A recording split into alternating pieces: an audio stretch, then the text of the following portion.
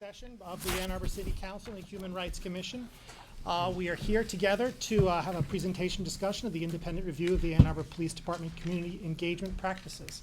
We'll have some few choice words from Mr. Lazarus, but just very briefly, I just want to, for myself, thanks you all for coming. Thanks folks in the public for coming as well. The way that these work sessions tend to work is that we have our internal conversation here. It now is just a shade after 7. The council rules, which we'll strive to apply, have us run until about 8:45 if we've not run out of things to say by then. At that point, at 8:45, we'll break and open up the floor for public comment. If you are here at 8:45 and wish to speak, you don't need to sign up. You'll have 3 minutes. I'll go over just a very brief set of rules, which will be easy to know and follow, and then we'll receive public comment. After public comment is closed, if we wish to continue our conversation, we will, or if time has passed and it's time to call it a day, we'll call it a day. So that's the general set of things for here at work sessions and joint work sessions in particular. Of course, we have a joint work session, so it's the room where we have enough seats at the table and enough TV cameras to make sure that everyone who wishes to see this either in person or at home or later on the internet is able to do so. So with that, I turn it over to Mr. Lazarus. Thank you, Mayor. And as Mayor said, it's our pleasure this evening to present the Ann Arbor Police Department Independent Analysis of Community Engagement Practices to this combined meeting of the City Council and the Human Rights Commission. The report represents the culmination of over a year of collaborative work among city staff, members of the Human Rights Commission, and residents of Ann Arbor. And many of you have been engaged in this process for much longer than that. The scope of work development, as well as the request for proposals, reviewing and scoring of the offers, and conduct of the interviews with potential firms was inclusive from all members of the community, and it was not steered in any way in any given direction. Throughout the process, we remained committed to providing multiple means of participation and numerous opportunities for people to participate. Outreach efforts included holding listening sessions and conducting interviews with members of the community, the Ann Arbor police officers, and city leadership. Surveys were provided and outreach was conducted using the city's social media outlets. The process has been fully transparent and has resulted in a report that is both insightful and honest, and which provides a suite of recommendations for the city to consider. I want to stress that this is our report, and once it's presented, it's ours as a community to move forward on. After the report is presented, I ask all of you who participated to continue to remain engaged, and those who have not yet decided to do that, remember that citizenship is a participatory sport, and I invite you to become part of that process as well. The firm that the team unanimously selected to perform the analysis is Hillard Hines. Hillard Hines provided an exceptional team of professionals from diverse backgrounds, including a strong base in community policing and social justice. We're pleased to have Mr. Ken Boucher and Ms. Deborah Kirby here this evening to walk us through the report. Please. Thank you very much. First, I want to say good evening, Mr. Mayor, Mr. Lazarus, council members, and commissioners. It really is our honor to sit here with you tonight and to discuss the findings in our report. Deb and I have talked about the best way to present this, and given the collaborative nature of Ann Arbor, this group, and the people we've worked with, we thought it would be best, rather than to do a presentation on facts, is to briefly go through the 6 segments of the report, talk about the strengths and some of the places where there's a path forward, and then open it up for discussion on really how to fill in those details that can only come through conversation. So if that's acceptable, we'll go ahead and run through the 6 points and then move forward into discussion. I'd like to start with Deb. Good evening. So many of you sitting here we've engaged with over the last year, and at the culmination of this, we delivered our report. I think I'd like to point out on what Mr. Lazarus said, though, is that this is not our report anymore. It's now a report for Ann Arbor. And our goal in producing this report was making sure that we were able to identify at least the first step of what we promised to do under a 3-phase program, was to outline the path forward in terms of what we can do here in Ann Arbor. This report contains 67 recommendations. Not all of them are as important as some. However, there are things there that we believe are important across the sphere of policing with Ann Arbor. Initially, and let me say this, is that the Ann Arbor Police Department is a good police department. But like every other public agency, there are issues within that department. There are issues, I'll try to speak louder. There are issues within the Ann Arbor Police Department that this report identifies, and identifies ways in which to take it forward so that the community and the police together here in Ann Arbor can make sure that they have the world-class policing organization that everybody wants it within the city. It's important also to note that we worked on the first phase of what was a three-phase approach, right? It was the assessment. Following on from the assessment is the implementation, or actually the setup, and then it's the implementation of what the recommendations are within this assessment report. It's also important to recognize that we were tasked with 6 critical areas in terms of review and discussion with the community of Ann Arbor. The most important, I think, that has gathered everybody's attention is the concept of what is the police community engagement with Ann Arbor in terms of oversight and improved policing practices. And we're, as in the breath of everybody else elsewhere, we're going to save that for last. We'll go over the first 5 areas that we reviewed, and then we'll bring on the last part, which we think is probably the most important, taking it forward. You tasked us with 6 areas, right? It was identifying civilian review, or what does that mean within the context of Ann Arbor, identifying what are the community engagement practices within Ann Arbor, identifying what are the citizen complaints and discipline processes within Ann Arbor, the CALIA implementation, which is about police accreditation, personnel management practices, and the training. And so our report, lengthy in number, or in volume, covered all 6 of those areas. When we talk about community engagement in Ann Arbor, and this is where we start tonight, and this is where we'll wind up with the presentation, is that Ann Arbor is a community that wants to know its police and wants to engage with its police. The Ann Arbor Police Department is one that believes that it is supporting the needs of the community and is focused on its daily mission and addressing those needs. What we identified, surprisingly, was that the two rarely interacted in a way that was appropriate and positive for all of the community. Those community members who truly supported the police felt that they didn't see the police. Those community members who had issues with the police didn't see the police. And so in terms of our report and our recommendations going forward is really, in some ways, a good place to be, because it's about how to improve that engagement with the community that we service here in Ann Arbor. And so those recommendations that we have in place for community engagement is really focused on reaching out into those communities that sometimes are challenging for police to enter into, how would you say, conversation or engagement. So the youth, the schools, the business communities, and community policing at its core. And so our recommendations in this area are identified on bringing a more focus in terms of the organizational approach and its day-to-day policing approach. When we talk about the issues of training, Ann Arbor meets its minimum training standards in the state of Michigan. But also what we notice is that a lot of their training is focused on what we call tactical police training. Very much in terms of use of force training, those things that they need to do to be able to safe and secure in their job. What we noticed was that there was not as heavy a focus on how to engage with the community policing practices, and de-escalation practices. And so this was something that the department had already recognized and had started to begin to develop the curriculum for.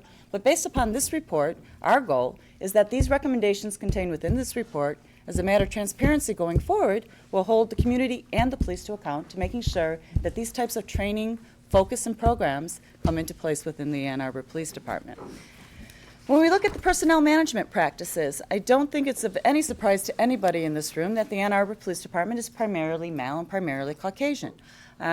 What we looked at, though, and what was concern for us is that when we look at the distinction in the hiring phases in the Ann Arbor Police Department, and a significant number of this officers within the agency have more than 15 years of employment. What that means is that in the near future, a significant portion of this department will be ready to retire. When you look at the distinctions in terms of diversity, that portion of the department has greater diversity than the younger portion of the department. And that presents challenges for diversity in terms of representation of your policing. What we found out, though, is that the city of Ann Arbor, in conjunction with the police department, had identified significant ways, or at least programs, to start to begin to advance diversity within the organization. Outreach, community engagement in terms of the the schools that support police officers. But what they found, and what we identified as well, was that a lot of these programs already had candidates that they would have liked to have brought on to the Ann Arbor Police Department spoken for, as a result of practices that are happening within other policing agencies. Nationally, this is a shared trend, is that police agencies are vying for the most qualified candidates that they can. And in some ways, what you're seeing are some novel ways in terms of hiring. And to Ann Arbor's credit, what they've recently done is that they've begun sponsorship of police recruits in the academy, which is a good way to start to begin to advance diversity within your organization, because you're able to identify those candidates early on and bring them on. But this practice began as this assessment report was coming to a conclusion, and so what we'd like to see in the next phase, and which was our recommendation, was identification of how this program is going to run, what types of success it brings, and really what can it do for the community as a whole. To support greater diversity in policing, we need strong community engagement, right? The community needs to support that.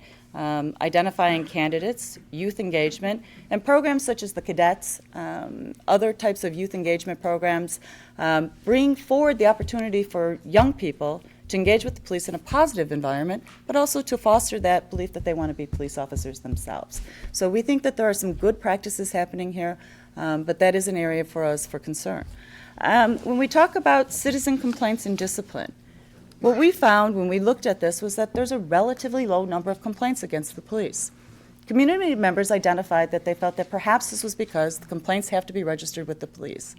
From the police officer's perspective, or the police department's perspective, complaints are accepted in any variety of ways. Some of you here have lodged complaints against the police on behalf of your constituencies. Email complaints, written complaints, complaints in person. So there is an open complaint receipt system.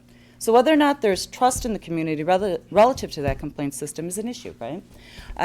But the overall low number of complaints and the relatively low aspect of complaints in terms of serious misconduct is indicative that there's a general good policing practices here, and it's a question of making the process for complaining more transparent in terms of not only being able to complain, but also to have knowledge of what those outcomes are, so that people understand what are the issues that are being complained about against the Ann Arbor Police Department, and frankly, what are those results. What we found was that overall, investigations were well conducted, particularly so within the last 2 years. We saw improved practices in terms of documentation, evidence, and so that is a good progressive practice. But we still heard within the community that people were not comfortable, that they felt that they didn't have a voice or a way to complain about the police. And so one of our key recommendations was to identify community members, to provide training, and to allow complaints to be registered within the communities. In some ways, this is a practice that is already in place, but we feel that it would be better served to be better, formalized, advertised, and frankly, engaged with the community so that people really understand that they do have voice. And whether this is a role for the members forthcoming of the co-produced policing committee, or if this is something that we want to do in terms of the communities themselves, is part of phase 2 in determining how we want to take some of these recommendations forward. When we talk about the, I'm sorry, I'm looking to make sure I've got everybody here.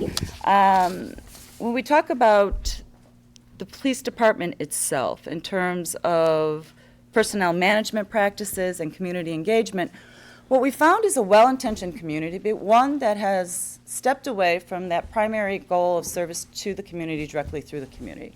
Not unlike many policing agencies, Ann Arbor PD is very much a 911-driven agency. The call for service consumes most of their time, and police officers everywhere, they get the call and they respond. But sometimes that comes at the cost of engagement with the community. And so the ability to identify and operationalize how we want to police and what those policing priorities are truly what we believe to be an outcome of what we're proposing under terms of co-produced policing. Within the last 15 years, Ann Arbor saw a significant reduction in its size of the department. And as a result of responding to those reductions, certain practices were undertaken, and many of the community members that we spoke to spoke of the time that they had the police officer walking their beat or the bike officers. Those officers generally aren't present anymore. So the ability to balance the demand for service via the 911, via the contact and the personal engagement with police officers is, I think, one of the challenges going forward. And that truly is an area where the police alone don't make those decisions.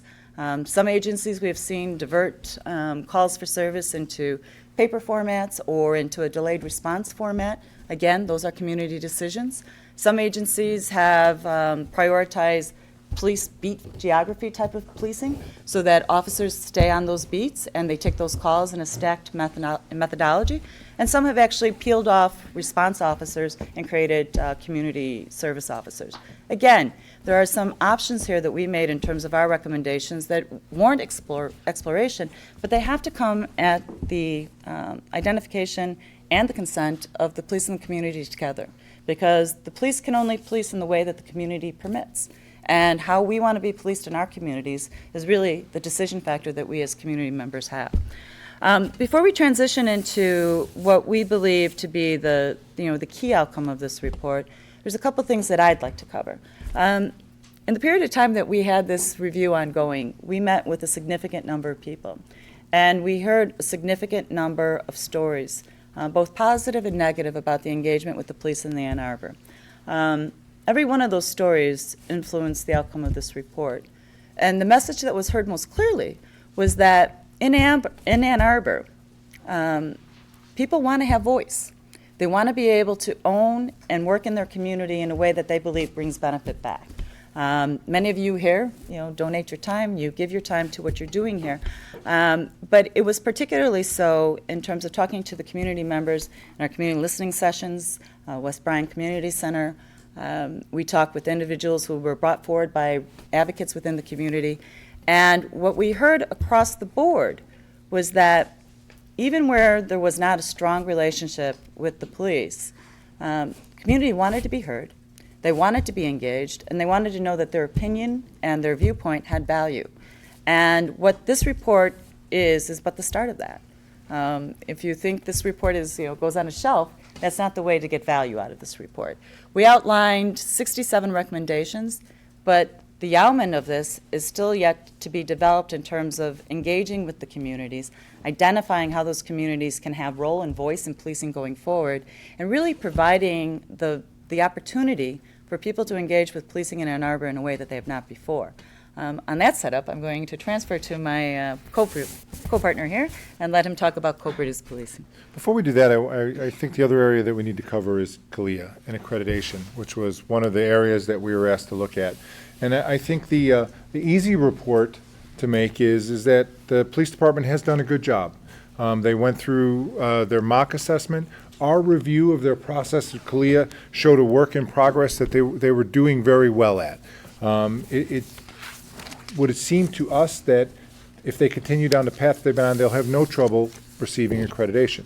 Well, that seems like just a good news approach.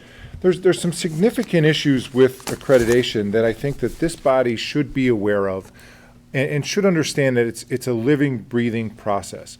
Accreditation in itself is a starting point. It doesn't mean that the department is doing everything it should always do. It means that they are following a process that has been outlined. But the most important process in accreditation is really critical self-awareness and the ability to self-assess and continue down the path of following the policies, practices, and procedures that you're tested against. So we say this because we have, this year we went over 40 assessments in the last 6 years. Some of those assessments taking 3 years, the longest taking 3 years to do, most averaging 4 to 8 months. A few shorter that were single issues. And in many of these situations, what we found was agencies that we went into were accredited. Some of them, one we went into with significant issues was Gold Star accredited. They received the highest accreditation CALEA can get, to the point where CALEA said they didn't have to come out anymore because you're doing so well, you just tell us how well you're still doing. In another one, which had both CALEA accreditation and some corrections accreditation, they received what was called a Triple Crown accreditation. And in that case, they received accreditation from 3 different bodies on 3 different criminal justice approaches, many overlapping, but really taking the whole gamut from policing on the streets all the way through corrections, incarceration, release, and parole. So, and in both of those agencies, they were in crisis. They were in crisis beyond belief. And what had happened was that they had forgotten that accreditation wasn't a means to an end, that it was a process that was designed to maintain professionalism in your approach. So you as a body, in order to participate in accreditation, is one, to understand it, to work with the police department, to know what it means to be accredited.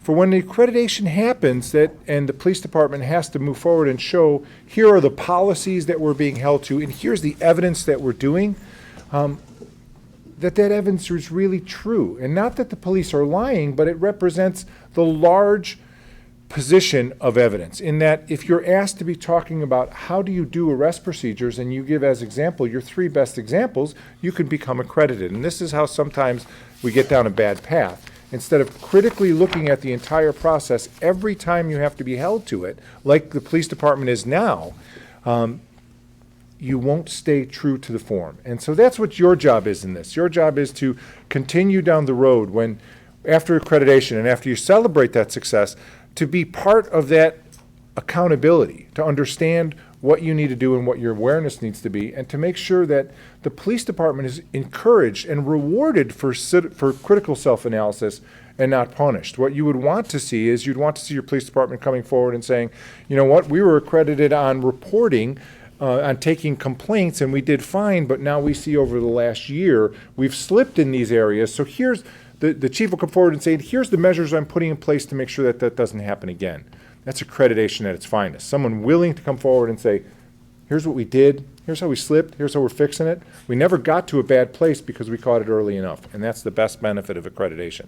So I would congratulate the department on moving forward in a good way, and encourage you all to stay engaged in that. The last part that we want to present on is what we really believe is the fundamental change that's ahead of you now. And many of you here were present when we were one of the finalists being interviewed for this process, of the 3 companies that you came down to. And one of the original parts of your proposal was that you were looking for a model of civilian review, civilian oversight. And it was really heavily balanced on that. And for those of you who were there, and Deb still teases me on that, she thought I was throwing a good opportunity out the window when I said, if you're looking for civilian oversight in its traditional form, you have 2 other companies much better at it than us.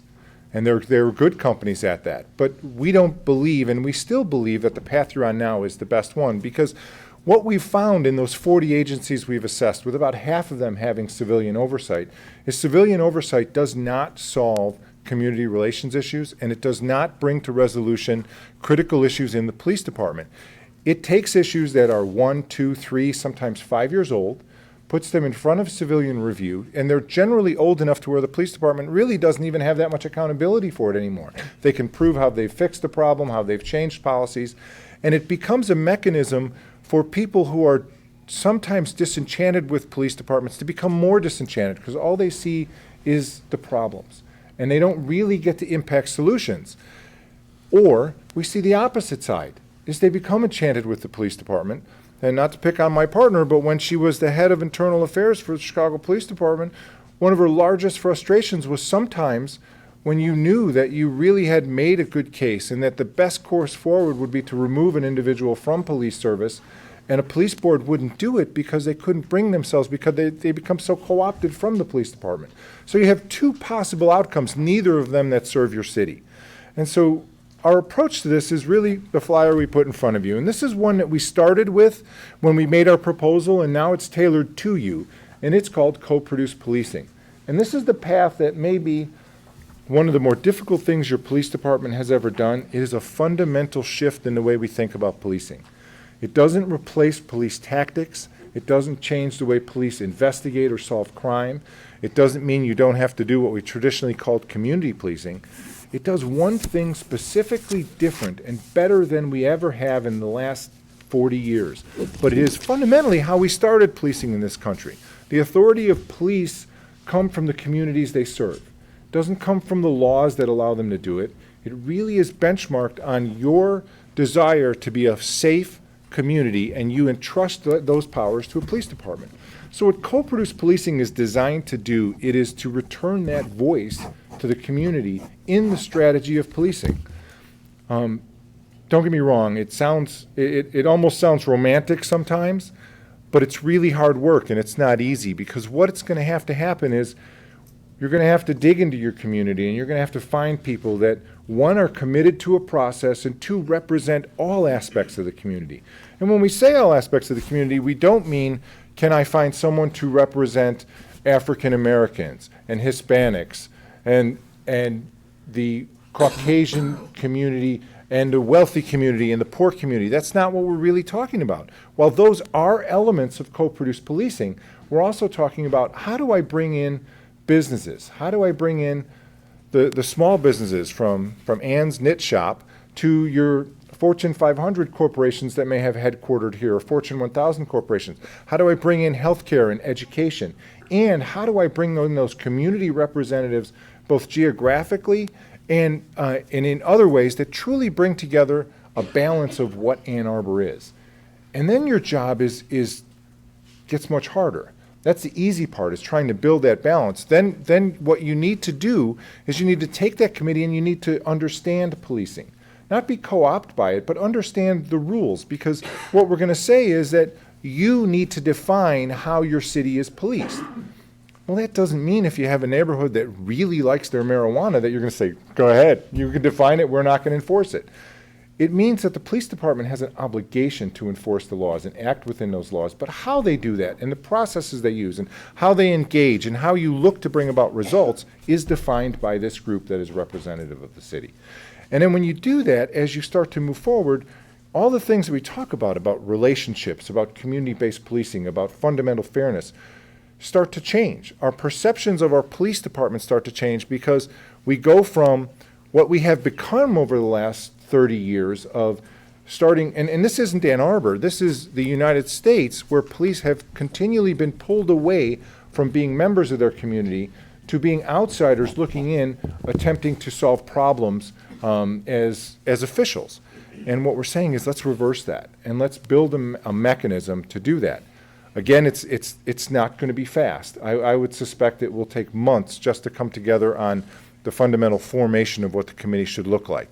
But if you come together a year from now and you come forward with your first rough strategic plan for this group to talk about, you'll have been very successful, because you will start moving the needle in ways that few cities have, but many are starting to try, because they're really starting to see that the greatest problems in policing come from that disconnect. And I'll end with, in those assessments that we've done over the last 6 years, probably about 10 of them have been communities like yours that decided, and really it's a fiscal decision, because you decided we want to be better and we're willing to commit the resources to getting better. And it's really difficult in fiscally constrained times to make those decisions. The other 30 were, our problems are so bad we have to fix them now before they get worse, because one, we're not going to be serving our communities and it's going to cost us a tremendous amount of money. So I congratulate you in being in the small amount.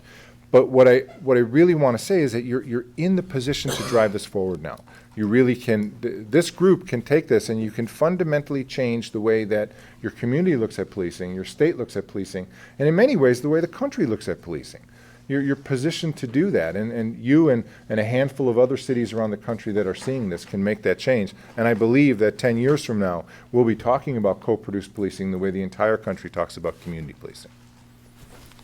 So that's our story, unless you have anything else to add. No, I believe that on that note, our role here today is to answer any questions that you may have, but that accounts for it, if that works for you.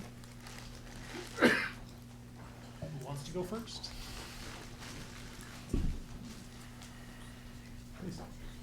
So what was unclear to me as I read your report is, within this model of co-produced policing, is your envision that committee would still have some form of review process to look at an incident after it happened and look at that, or do you see taking that off the table for the dangers that you just described? So I think it would be a balance. They certainly would have that ability, because the committee is helping the police chief set the strategy for the department. So if something happens that's not aligned to that strategy, if you have a use of force incident that you feel fundamentally goes against what you believe where you're wanting your police department to go, or you have a crowd control situation where you think that the actions of the department were inappropriate, I would say that your role, the committee's role, is not to look at the individual officer's misdeeds from a discipline standpoint, but to look at the department's action as a whole, policy, and what was the policy failure? Because remember, you're setting strategy, strategy drives policy, so you have to find a balance to the two. So my belief is your approach is much more important because it's tending to fix the problem, not punish the individuals who did it. Because sometimes a review of the situation is just, you had good policy in place and you may have had a problem with supervision or you may have had a problem with individual officers that just can be fixed by discipline, training, or a wide range of other things. And sometimes you just don't have the right policies in place or your strategy is wrong. So I would say that yes, they would be involved in that, but it wouldn't be from the individual discipline process. It's not to say that you couldn't create that committee, but when we looked at the discipline process for the Ann Arbor Police Department, it's appropriate. It can be more transparent, as we outlined in the document, but because it wasn't transparent doesn't mean it wasn't done right. And it looks, for the most part, not to have any fundamental flaws that you would be worried about. So I would focus more on the strategy. And when you gave the example of the Oak Park Police Review Committee, that was one that had, as I read it, had that policy lens that you just described, where it still was described as a review committee, but it is going and saying what are the policies and procedures and training that need to be addressed to get at these changes. How do you, one, am I reading that right? And then two, how does this co-produced policing differ from that model then? So I think the significant difference between the two is and Oak Park is a good board, and you know, when you look at their results, you can't argue with that, and they have a lot of committed people, but that board isn't setting strategy. They're listening to strategy, they're approving strategy, but they're not coming to the table with a community voice saying, here's what our expectations are, now let's build towards it. So what we're saying is look at what Oak Park does well and take it to the next step. Then, when I've reflected on both the high profile and the low profile incidents where I'm aware of where there's concern, what I've observed is there's a concern. Sometimes it triggers the formal complaint process. Sometimes it's something that there's just sort of mediated. Somebody talks to a council member or a Human Rights Commission member. They talk to the chief, and I don't know that it's formally logged because back to that lack of transparency. If there's a review, the review does a compliance check. Was the law violated or procedures violated? And if it passes that compliance check,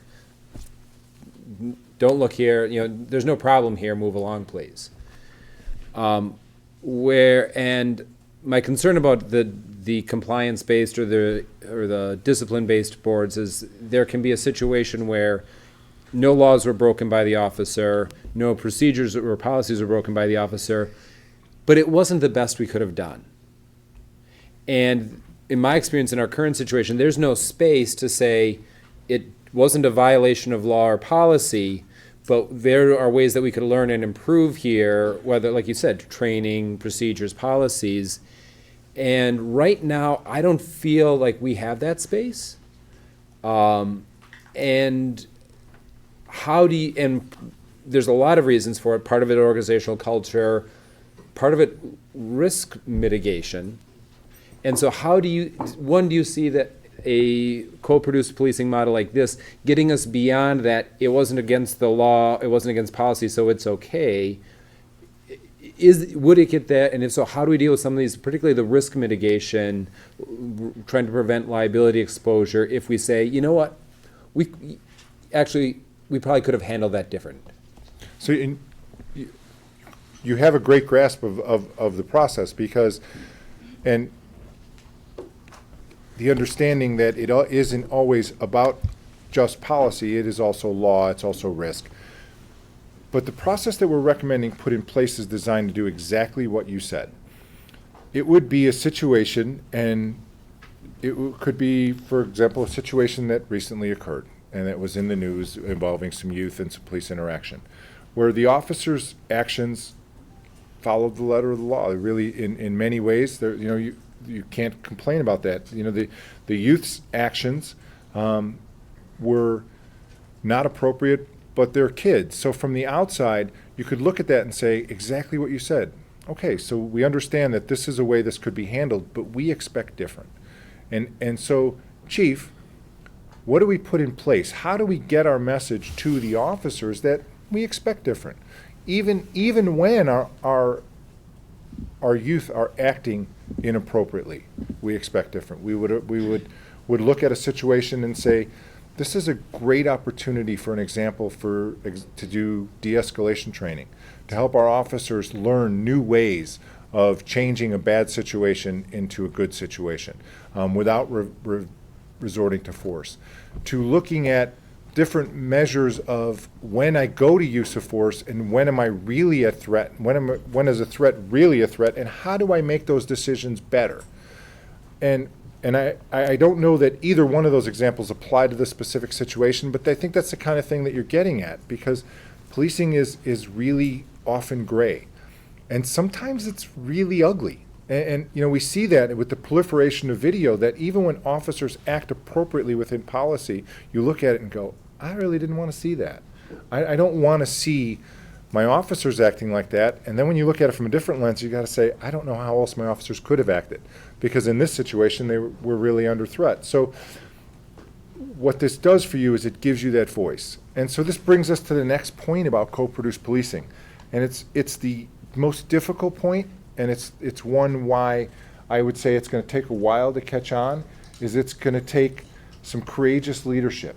Because the difference between a Citizens Oversight Board or Community Review Board and co-produced policing is, in co-produced policing, you give the community a voice, and that voice is an equal voice.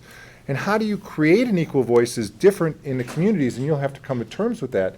But my belief is that equal voice means this is the group that judges whether the police department and the police chief is doing a good job.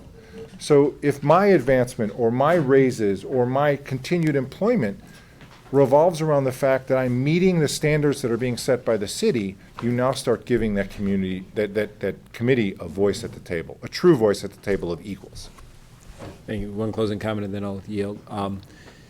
You described how you'd see that speaking to the law enforcement department of, okay, de-escalation training, whatever. The other conversation that I don't feel is happening at a level, I don't feel is happening, is that conversation back to the community of, we hear you, we understand why you're upset, people are feeling, my experience is that people are getting this wall of, if it wasn't a violation of law or policy, there's no problem, and it just feels indifferent, it feels cold, and there's not a response to the emotional needs, the community needs of, this kid was thrown to the floor for acting like a teenager. It wasn't maybe not appropriate, but did it have to go this way? And that community frustration isn't being met. We're not dealing with it now. And what I'm looking for, whether it's co-produced policing or some other model, is a way where we're able to, yes, turn and look at what needs to change and how we grow and learn for policing policy, practice, procedure, training, but also how we meet those needs of the community to say, we understand why you're saying this isn't how we want our sons and daughters treated. So I think that when the picture that you painted, and I was a little reluctant to use that situation just because I don't know all the details. I know what many of you saw and what you read. But what a board like this would do would really answer that call, because what you would be empowered to do is not to bring that officer in to talk to him about why he's going to be disciplined or what policies he violated, but maybe it would be more intimate than that. Maybe it would be, help us understand why you did what you did. And when you heard that story, when you understood those actions, you may walk away and say, sometimes policing can be ugly, and I get it. I understand why they did it. I don't know what we could do to avoid it, but maybe there's some things we can do. Or you could say, okay, I understand what you did, and we want that to be different. And then this group is now that voice back to the community, because you know the facts and you're involved in a situation. And it gets tricky because you don't always know all the facts. There also is issues of prosecution and things like that sometimes get in the way. But most of the time it doesn't. Most of the time when you get all the information and you're not looking at it from a judgment on an individual's career or department sanctions, when you're looking at it from how do we do better policy to move forward and how we be policed, you're much more informed. And then it is transparent, because not only is the department talking to you about it, now there's a group of 12, 15, or 20 people, however big the committee is, that can go back to their communities and say, this is what I know. For human rights commissioners, the way that we tend to do it, and I should have explained this earlier, my apologies, someone will raise their hand and start talking, and then occasionally I'll scan the group looking for a cue, and if you wish to speak, just catch my eye and I'll put you on the list. Councilman Breeden. So thank you. I believe we have a great department. Every interaction I've had with our police has been just great. But I'm an old, straight white guy, and so I want to be sure that every element of our whole community has the same great experience that I have with our officers. But more importantly, I want to make sure that if anybody believes that they didn't get that great experience interacting with our officers, that they can go to someone other than a police officer. And so I don't believe we have a lot of complaints in this town. I don't know that it would increase dramatically if we had a neutral body. But I really, really believe that a neutral body is fundamentally essential. I don't believe that body should have any disciplinary power. But I do believe that they need to have the ability to conduct a full and fair investigation so that a person who lodges a complaint can get a reasonable response from somebody other than another police officer. It's really fundamentally about imbuing our community with trust. I understand that this body that you're suggesting to us is going to look at problems in a forward-looking manner, and I think that that's really really essential. But you have to understand that the public, especially the public that has difficulty with our police department, doesn't read the daily newspaper, isn't going to volunteer for a committee, may not even know a committee member. But when they are in a position where they feel they've been mistreated, they're going to want a reasonable response from somebody other than a cop. So I'm struggling with this concept of not having an independent review body. I have no problem with it not having disciplinary power. I believe that it should find facts, issue a report, and then leave it up to the professionals to decide what to do with the facts that were found, but report to the public. And I think that that's the only way we're really going to imbue the entire community with the trust that we're talking about. I don't think you can do it through committees and press releases and such. So under this method that you're suggesting to us, who would investigate an altercation like that at the bus station? So, at this point, it would be the Internal Affairs Division of the Police Department. But I don't think that what we're suggesting really differs that much from what you said.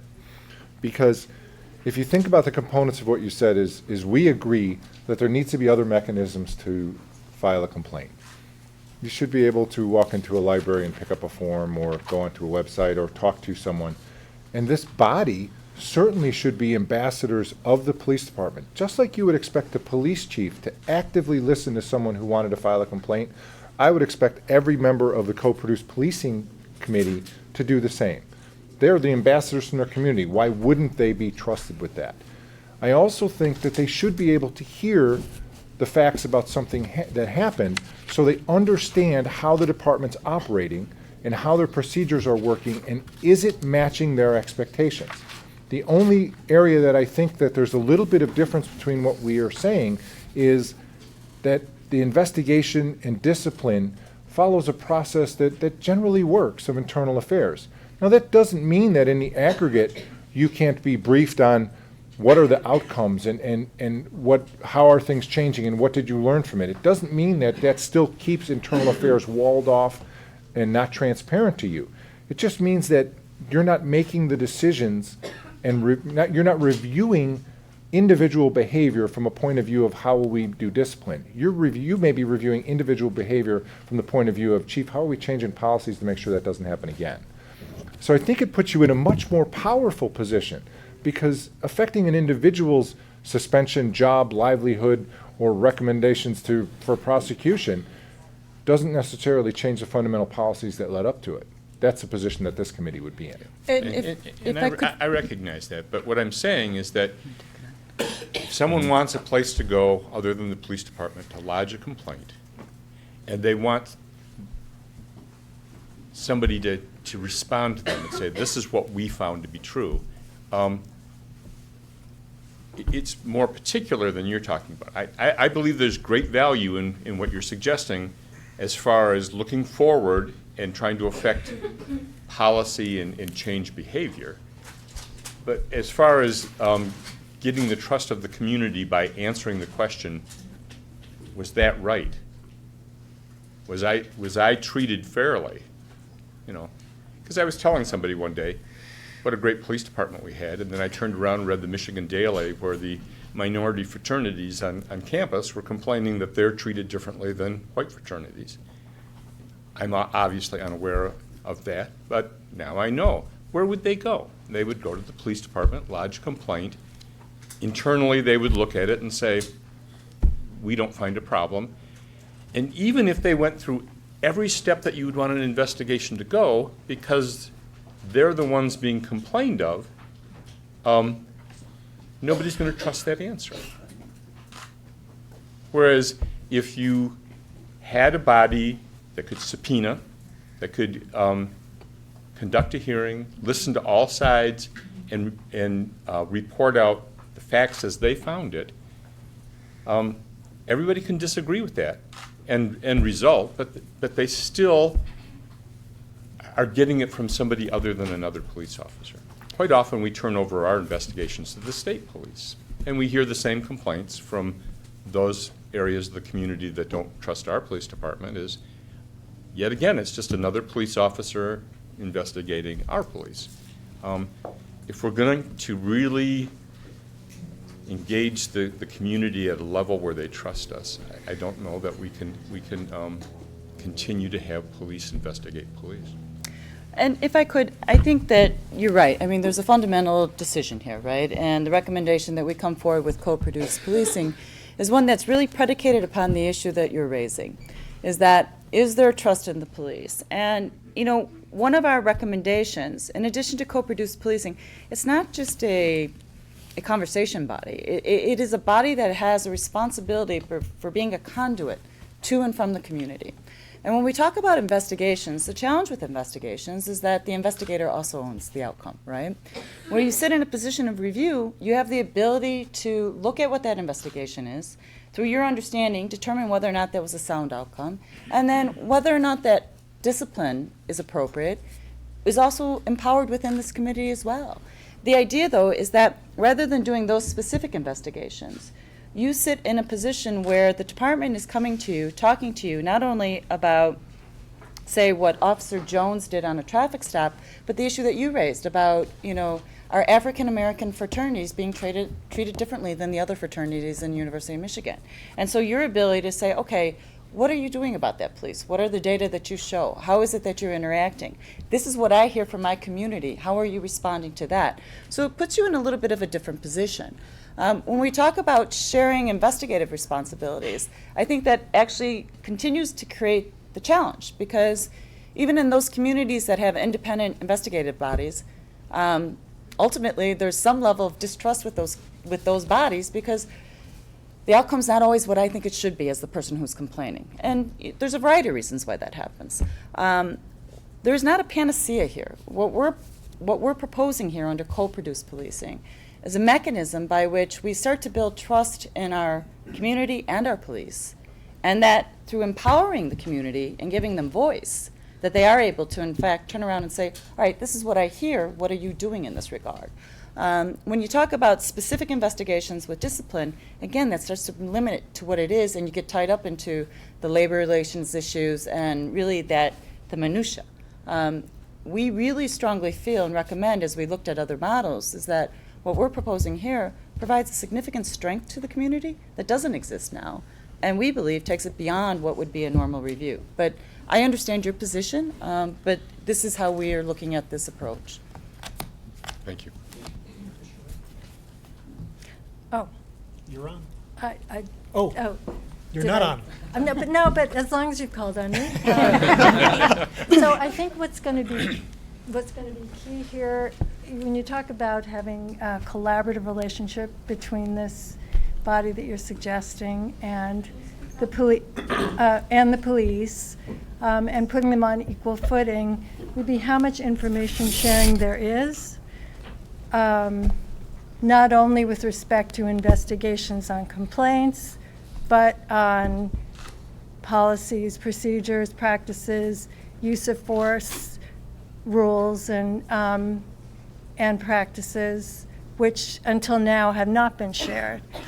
So I guess I'm interested in knowing, aside from maybe personnel matters and names of particular officers, what kinds of information you think could or should not be shared by the police with this potential body? So I think that as you look at that, you're right. So how do these relationships get established? And frankly, what is my expectation as a member of this committee? What will be shared with me? I think there's two issues at play here, right? One, I think it's a matter of outreach. I mean, I think the next step here is to really outreach into the communities, provide education, and actually recruit people to what will ultimately be the co-produced policing committee. The secondary is then identifying what are those areas of information that we want as a community. You know, police agencies can develop all sorts of data and drown you in data, right? I mean, here's all my data, go for it. But that is not always helpful. And so some of the questions, well, I'd like to know what are the levels of enforcement within African American fraternities versus white. I'd like to know what are you doing in terms of victims for domestic violence? How often do they get hooked up with advocacy centers? Chief, I'd like to know what's our policy? Do we allow tasers? How often do they have tasers? And so those issues, I think, evolve over time. And I say when we start to say specific areas, what type of information will be provided on discipline? Ann Arbor is a smaller community, right? An event happens, and we all may know who was involved, and yet due to employment laws, you know, we talk around who was involved, right? I don't see that changing per se, but we would have to do, I think, a deep scrub, and once we understand what those information requests are, then we identify the mechanism by which that gets shared. What we identify high level in our report as a recommendation is quarterly, breaking it down by trends. If there's significant events, breaking down those significant events, and if not the specific officer, at least somebody coming forward and explaining to the committee, this is what happened, this is what we know, this is what remains under review, and this is what our policy requires. And I think that for where we sit here in Ann Arbor, a lot of that's not forthcoming right now. There's not a lot of information, and so even for those communities that have trust and believe that it's a strong department, people aren't informed. And I think, you know, transparency is an antiseptic, right? It clarifies what's happening and it helps define. But it's not Pollyanna. At the same time, there'll be, you know, continued, well, we want that information. All right, well, what does the founding charter say? What is the information we're allowed? What did we agree to share?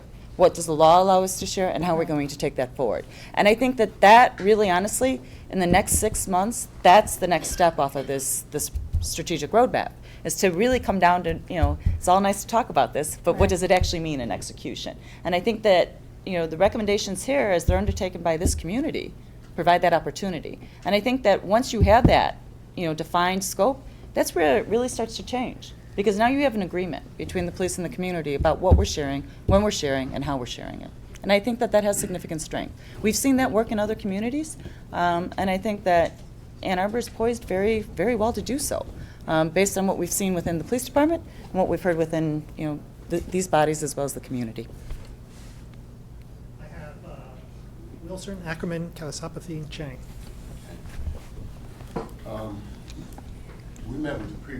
I met with a couple of other human rights commissioners with the previous chief, and maybe 7 times, and 3 times we asked for policies and procedures, and we've never gotten them. That was alluded to by Chuck. When we look at what happened at the bus station, I asked a question concerning the fight, because we were told it was a fight and he was responding to a fight. And I asked if they were using guns, knives, talking smack. It turned out it was 2 girls that were involved in a fight. Well, how does a boy find himself on his back?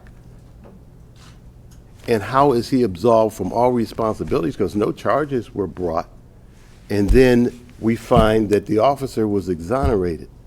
There was not enough detail to explain that and give people a feeling that, okay, we can feel confident that everything was correct. By what? How do we measure it? With no policies, no procedures, fight between two girls, a boy on his back with his handcuffs.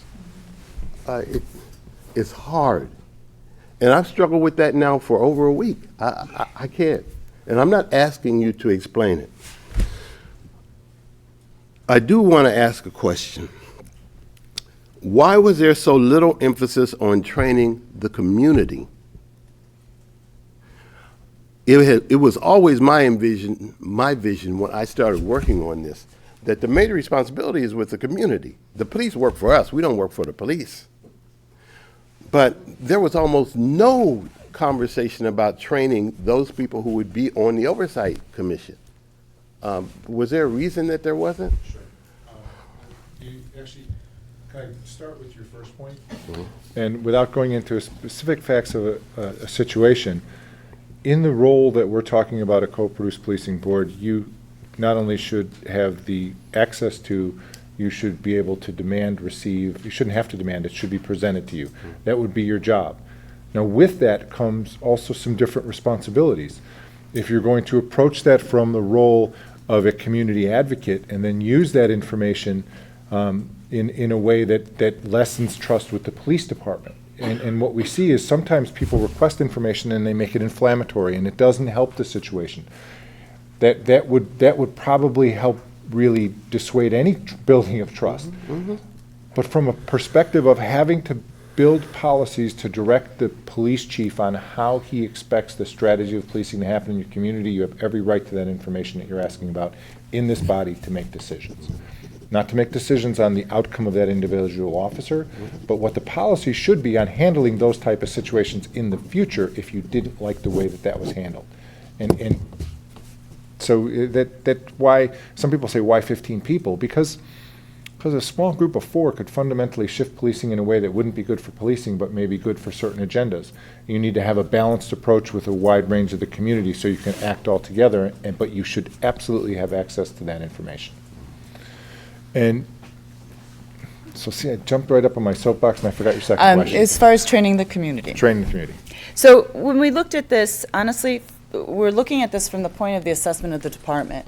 What we recognize, and I think you're right about that, is that there wasn't as clear an address of what the community training is, but that goes to this next phase, is that for this process to work, there has to be education, transparency, and engagement between the board and the police and the board and the community. Because absent that knowledge and absent that understanding, the ability to have strength in making sure that your voice directs what has been the agreement between the community and the police is important. So it wasn't necessarily an oversight, it was identified at a high level because within this phase it was really focused on the police actions. But clearly and as we identify in here, for this to go forward, it's not an easy process. I mean, people don't come to the table and collaborate. In some ways it's not natural. We all have self-interest, right? And so the goal of the co-produced is to make sure that we come to the table with an understanding of what the responsibilities are, what the roles are. As Ken has identified, sometimes policing's not pretty. But did people act legally? Did they act in the way that we want them to? And did they act according to the policies? And the way that you know that is you have visibility on the policies. You have awareness of what the police are expected to do. You know what the police are trained to do. You have an understanding of what the community moray is and what the expectations are within your community. And that's where the conversation starts. You can say, well, this didn't meet this. And somebody can say, well, this is what happened. But that's a conversation. And I think that that's a conversation that happens as we go out to educate the community. I mean, this is going to have to be delivered to places other than this room in terms of what co-produced policing means and what does it mean for our communities. And it helps us to recruit community members to this committee. Because in the end, it doesn't matter what body it is. If there's not faith or trust across the community as a whole, no matter what your intentions are, you wind up in the same place. And so you're right, though. It's the education, it's the transparency. It really is shining a light on practices and making sure that people have understanding. Because once you have understanding, whatever those variations are, you can, work to come to an outcome. And it may not always be full and balanced on everybody's outcome, but at least it's an understood outcome, and it comes through equal negotiation and equal discussion. And that's really what we're recommending here.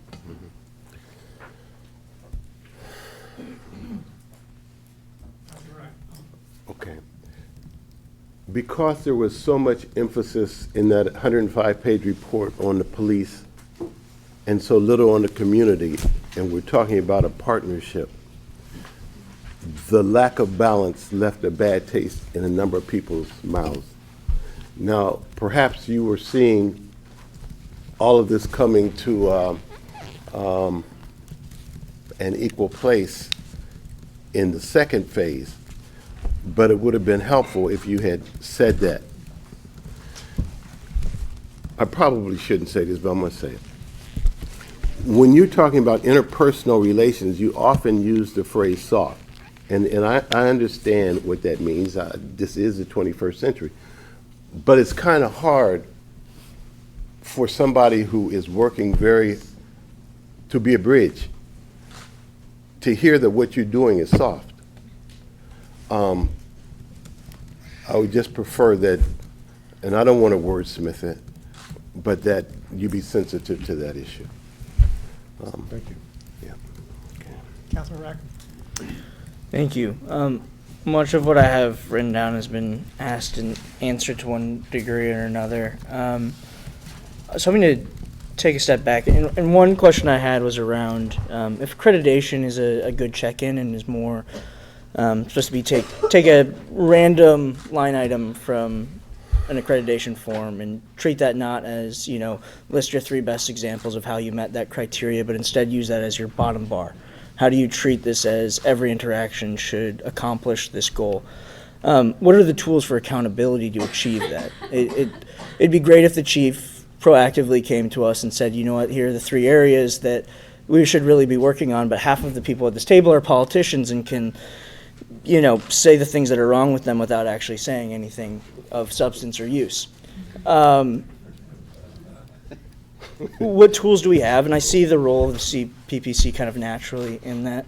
You also mentioned quarterly reports. What are, I guess, that's a question itself. And then as a second question, what are the key metrics we can be looking at? Because it's great if the CPPC can see a use of force that violated the values of our community and say, Chief, leadership, how do we make sure this doesn't happen again?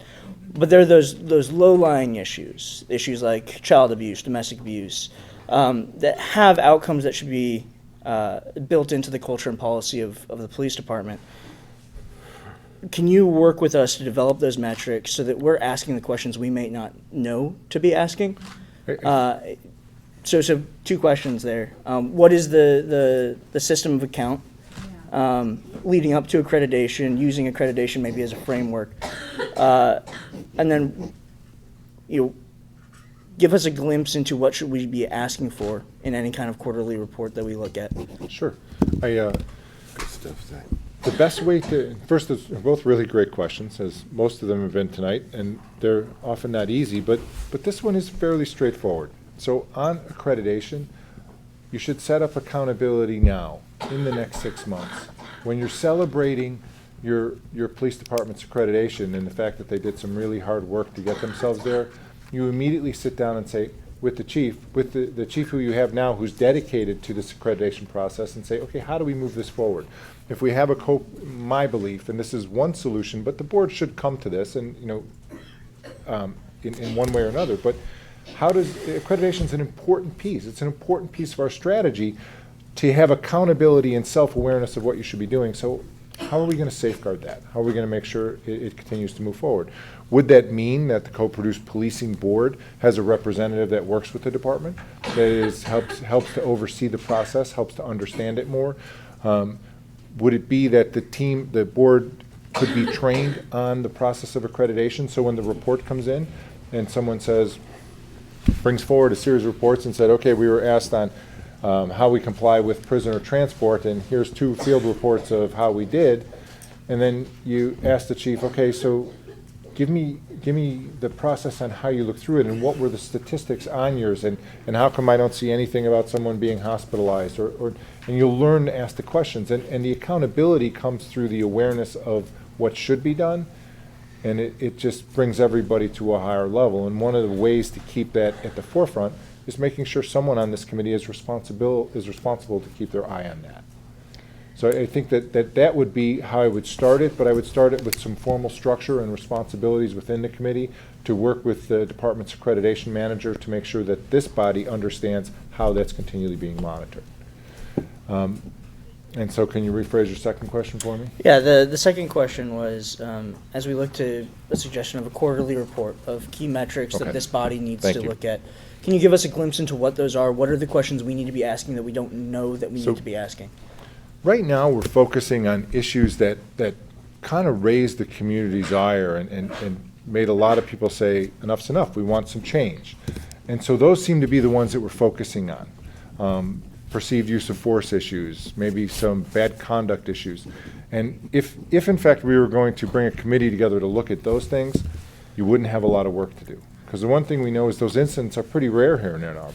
And it really don't, they don't occur frequently. And it's not as important as some of the other issues that you'll be looking at. And some of that is crime. You'll want to know, as a group, where is crime occurring? What are the predicates of this crime happening? And it almost is, if you're familiar with the police concept of CompStat, police departments internally look at their own data in ways to help them understand problems in ways they haven't seen it before. I would suggest this committee would be very deeply engaged in that. You can't help direct a strategy for policing if you don't clearly understand what your problems are. So that information would be a learning process at first, but then would be like anything else. Once you understand how the data is collected and what it means, it would be a constant review of the data that's coming in. So you know what's happening from the shoplifting complaints that are happening in your downtown area to your domestic violence or child abuse, all the way through use of force. And those would be issues that, as a group that sets the strategy for policing, you should be not only directing, but clearly understanding. And the only way we can do that is to have the information to do it. And metrics vary. So depending upon the issue that you're looking at, and so you have your basic crime metrics. And when you talk about CompStat, generally that's how people think. But then there's also metrics on, officer performance, sick leave. There's a variety of issues that CLEA covers. And so as this committee progresses, interests may, come and go, or you might decide that on one quarter we're looking at crime statistics, on another quarter we're looking at administrative statistics, another quarter we might look at training. What is the training that we're offering, and how does that connect back to some of the issues or some of the complaints that we saw in the previous year? And so the idea is to become progressively more engaged in terms of how data is utilized. I think that's an area that Ann Arbor PD can continue to improve upon, and as that data is developed and as it's better understood, then it becomes a better opportunity for people to really talk about what that data means. It also give you an example of how this can change the way you interact on problems. We worked with the police department, and like many suburban, fairly affluent departments, they had a heroin problem. In the suburbs of Chicago, there's a growing heroin problem like there is surrounding many big cities. And this department didn't recognize that it was a problem in their community. They had a bit of the head in the sand model on this, and they were basing it on traditional police metrics, calls for service, ambulance responses, a variety of things of government data that they had at their hands. And it was only until the mother of an overdose victim who sadly died came forward, who was also an emergency room nurse, that started to help the chief understand how many overdoses were coming in that weren't related to police activity, that they finally understood their measure wasn't how many calls for services they had, it's how many people walked into the emergency room or were driven into the emergency room in an overdose or died in the emergency room that wasn't necessarily reported to the police. And it started to change the way they were collecting information and looking at the problem. And it seems like a simple answer, and this was not quite a decade ago, but it didn't have the same visibility on heroin use as we're having now, and it was really enlightening for them. And that's what that's what the community brought to the police department in an instance, and that's how you'd also look at information differently.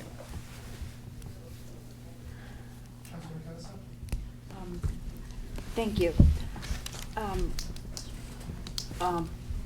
When we started this whole process a couple of years ago, the basic understanding from the community was that police cannot police themselves, that one needs checks and balances. I mean, that's basically a democratic principle. It's not rocket science, right? So I feel when I read this report, we are throwing the baby with the bathwater, because we keep coming back. This body should not be reviewing because it should not be disciplining. If you discipline, then it creates animosity within community, and community should not be that's fine. But for me to say that this body should not be really reviewing data because they don't have discipline powers, I mean, it's not about, I don't think majority of the people, that's what they're asking, to discipline the police.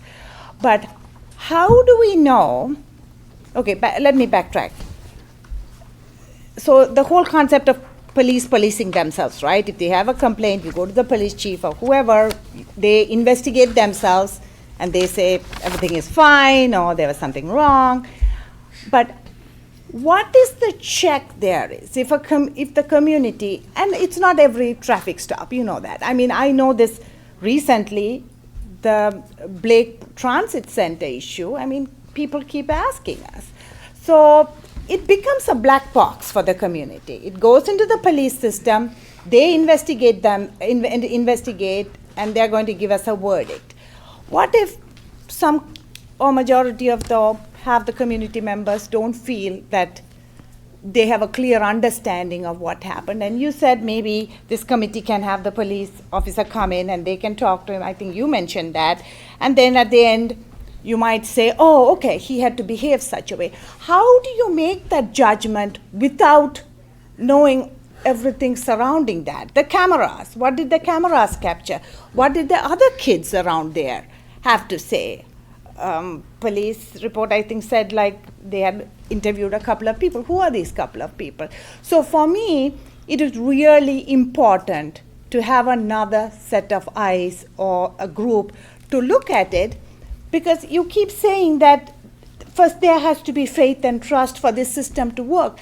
This system will not have faith and trust if the community feels they do not have an alternate place to go with their complaint. If there's only one place, I mean, what other professional body does this? I'm a CPA. When the auditors come in, I can't say, oh, I looked at it, IRS, everything is fine. No, I have to bring all my notes. Sometimes it takes 2 days. They will sit, go through every work paper, every statement. So I just feel like that's professionalism. Every professional body has that. And so this whole faith and trust, you don't go with faith and trust. Faith and trust is built. And we know from South Africa, the Truth and Reconciliation, it was never about punishing anybody. Everybody had to come and say what they did. That is the only way you build truth and reconciliation. You move forward. So it's not about you use the case like we will bring a cold case from 5 years back. I don't think that's what this community is trying to do. It's not about vendetta or vengeance. It's about what is happening now. And I think that there is truly a misconception on what a police oversight board actually does then. Because in the traditional police oversight board that is responsible for discipline, they do the things as I described them. The things you're describing are certainly well within the community's right to know. And one of the things that the report identified is that there needs to be more transparency in discipline and internal affairs. Now, you have a couple of things that collide here. You have laws that govern how this has to happen. You have collective bargaining agreements that govern the rights of the officers. You have the privacy of the complainants or the victims. And all those things have to be managed. And then they generally are managed in a couple of ways. And I don't think what we're saying is different than what you're asking. I think the specific difference is this isn't the body that looks at the individual officer's actions and renders discipline. This is the body that looks at the individual officer's actions and looks at the police chief and says, what the heck are you doing? How can this happen in our community, and what do we need to do to make sure it doesn't happen again? Irrespective of this officer, you have a process to deal with that, and you need to be transparent about it. We need to understand what the ending of that was. There's details that you don't get to have just because the laws prevent you from having it. Just like as a CPA, there's certain facts that the auditors need to see, but the public doesn't get to see. That happens, but you still not only have the right, but you have the obligation as this committee to look at that situation and say, this is unacceptable in our eyes. Our community isn't accepting it. And then it's a discussion. It's a discussion between how it happened, why it happened, how it gets prevented, and how it gets looked at through possibly a different lens. And that's how you bring about change. You don't bring about change by conducting an investigation and disciplining an officer, because I could tell you there are very few examples, and I don't know of any, that direct strategy of an organization and discipline officers, because they're different standards, they're different procedures. And what we're saying is take the things that you need from that, the transparency, the understanding, and the influence to direct change, and put that into a committee. And don't worry about whether the officer gets a 3-day suspension or a 5-day suspension or gets fired. That will come to the committee and say, how's that officer still here? And then you look at it from a policy standpoint. So I don't think what we're saying is as far off as you believe, and it's just different. It's different than what we've experienced in policing before, and we're really advocates of it because we don't see citizens oversight creating the type of change that you've asked for. We don't see examples of it really happening. And we think that this gives you a better chance at the things you're asking for, the transparency, the understanding, the openness, than a citizens oversight board would. And without knowing all the facts, we cannot, even policy-wise, we can't come to an understanding of what we can recommend to the police chief. That's all I'm trying to say. I wouldn't disagree with it's that. not even the name. You can redact the name. I mean, I don't care. It's less about the individual person who did it, but more about actually figuring out, then we know whether this use of force was rightly done. If not, do we need more training how to deal with the young adults or children in this case? So that's the whole point, and I felt the whole discipline part of it, how we should not have any rights over disciplining, kind of took away certain review oversight function that this body will have to have whenever a case like the Blake Transit Center comes up. Thank you. And it does take away the individual oversight, but it doesn't minimize the review or access that's needed to make decisions about how you expect these behaviors to change. Commissioner So- Chen. It's me. So I have a few questions. One of my first questions is, what does co-produced policing mean? You say in your report that we would be an innovator and that what you just said, it's different from what we've seen before. Is this a model that's been used successfully elsewhere before? When I Google co-produced policing, what I find is a Hillard Heinz report. Is this an in-house term? Have we seen this implemented successfully elsewhere? So What does this look there's like? no successful examples of this because it is really new, and it is not, I would like to say that it was a brilliant idea that I came up with, but it's not. It came out of New York University, Marin's Institute. They pulled together a bunch of groups, and they did a lot of research on what was working and what wasn't, and this was their recommendation. And when our team looked at these recommendations and we looked at what was happening in these 40 cities we've been in and what we read, we recognized that citizen engagement, citizen involvement, transparency comes from that having an equal voice at the table, comes from bringing people back to the table and helping the community have a voice in how they're policed. This is the only model we know that does that. So I have a question about, you said that the community and the AAPD would be acting as equal partners in setting standards and setting policies, correct? What are I'm the sorry, I didn't quite consequences hear what in you setting said. standards and setting policies and looking forward to the future and what we want the AAPD to look like? They help shape how the AAPD functions. So if that's the case, if they're equal partners, what are the consequences if the police department decides that they don't like the standards that the CPPC has set? So this is really where it gets murky, and this is where Ann Arbor will start setting the bar. I think that why this is so difficult to implement is it's hard in the current environment for a police chief to say, I'm going to put my professional career in the hands of this committee. But I have to tell you, that's our recommendation. What incentive does he have to accept these recommendations? What consequences are there if he doesn't? Well, Are there any? that will have to be what's determined by this board. Primarily, your city council. What authority will there be? Could it be that what we would recommend as a minimum is that this board is resourced and empowered to create a public report on the performance of their police department every year?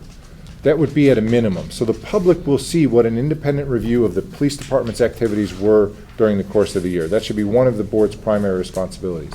A secondary responsibility could be having responsibility to evaluate the performance of the police chief, and whether that's tied to his pay raises, his future employment, his contract. That would have to be negotiated with under the contracts that you use to hire your police chief. But you have to create the environment where this committee would have authority to act.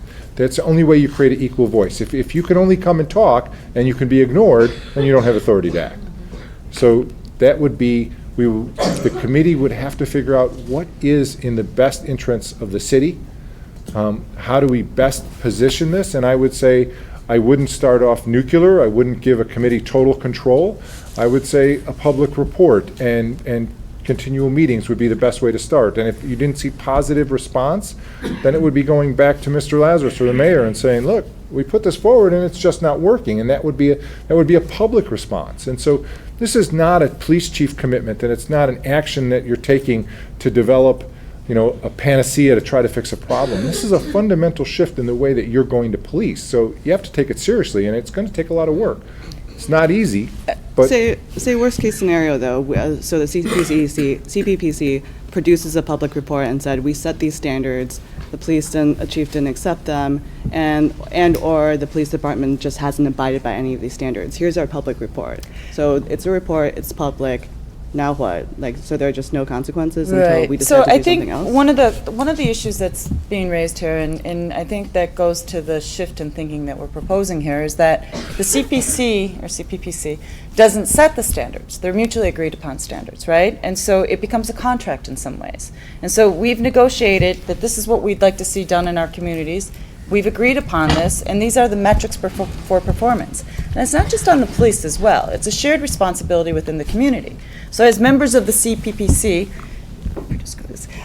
is that you're also signing up to say that I represent this aspect of the community. I will be the conduit between this body and the community, and I will ensure that the information that we've identified, that we've agreed upon, will be shared with that community, and that we will be that feedback point for the duration of the year. And at the end of the year, whatever those metrics are that are agreed upon, and I think that that's where the training and the understanding, the metrics, identifying who has what responsibilities and what will be those specific plans for the upcoming year, that comes out of that agreement. And that's what's reported upon at the end of the year. Doesn't that presuppose that there is a mutual agreement in the first place? Well, I'm not Pollyanna, but I do know that this community, this department, and this city has invested heavily in this report. And if the goal of this report is to put it on a shelf, then nobody's going to get their value out of that. When I hear that we've had agreement in the past, or we talked to somebody in the past about getting policies, it's unique to my way of thinking about why aren't those policies produced and shared. So we have a baseline assumption here that people here, because of the commitment that we've seen in the community, in the department, and in city government, are acting in good faith and are committed to the overall good of the Ann Arbor community. And so predicated upon that, and I understand it's trust, we're not all trusting of everything. That's why we're saying it's an agreement with metrics, that throughout the year we work that through, and that we identify that ongoing. And we don't wait for a year to say, you didn't do this. You start having this conversation early on.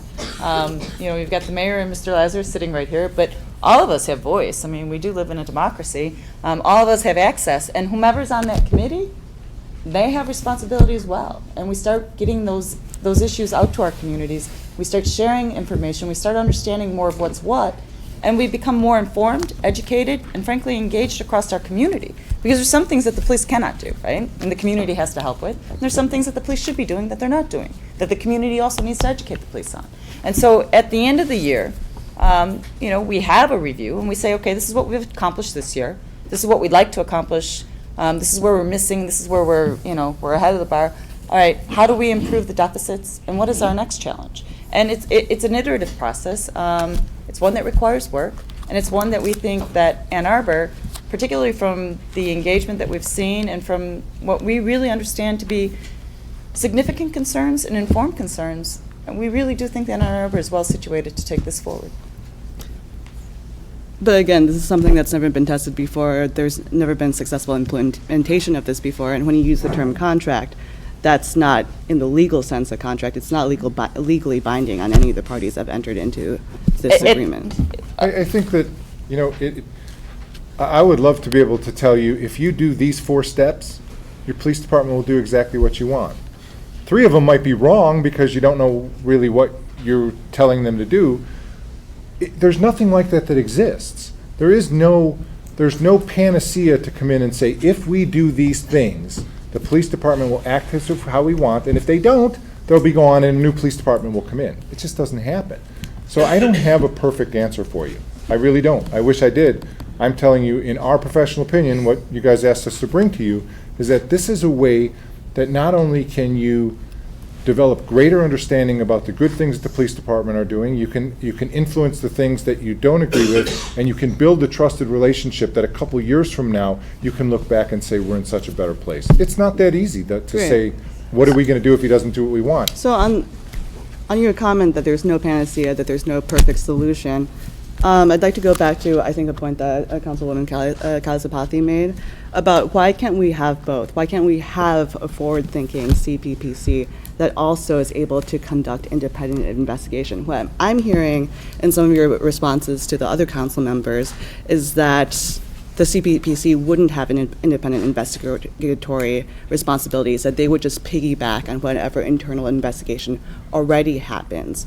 And what I hear some of the other council members and some of the other individuals express is some concern about how there wouldn't be an independent process. And you've said before, I think, in answering some of these concerns, that one of the reasons that independent investigation wouldn't be great is because there's still some level of distrust involved in those processes. But isn't there no panacea for everything? Even if it's some level of distrust, if it's at least a lower level of distrust, if it at least helps with mistrust in the community, wouldn't that be a benefit? So I think there's 2 issues here. One, in terms of it not being tested, this process in its next iteration is being tested in New York City, Chicago, Camden, and I believe there's a couple other cities that are escaping me right now. And so when we talk about co-produced policing, it really is an evolution of what is tested policing practices under community policing, but avoiding what we believe to be the fault lines of community policing, which became the police just telling the community what they're doing. It really is about engaging the community.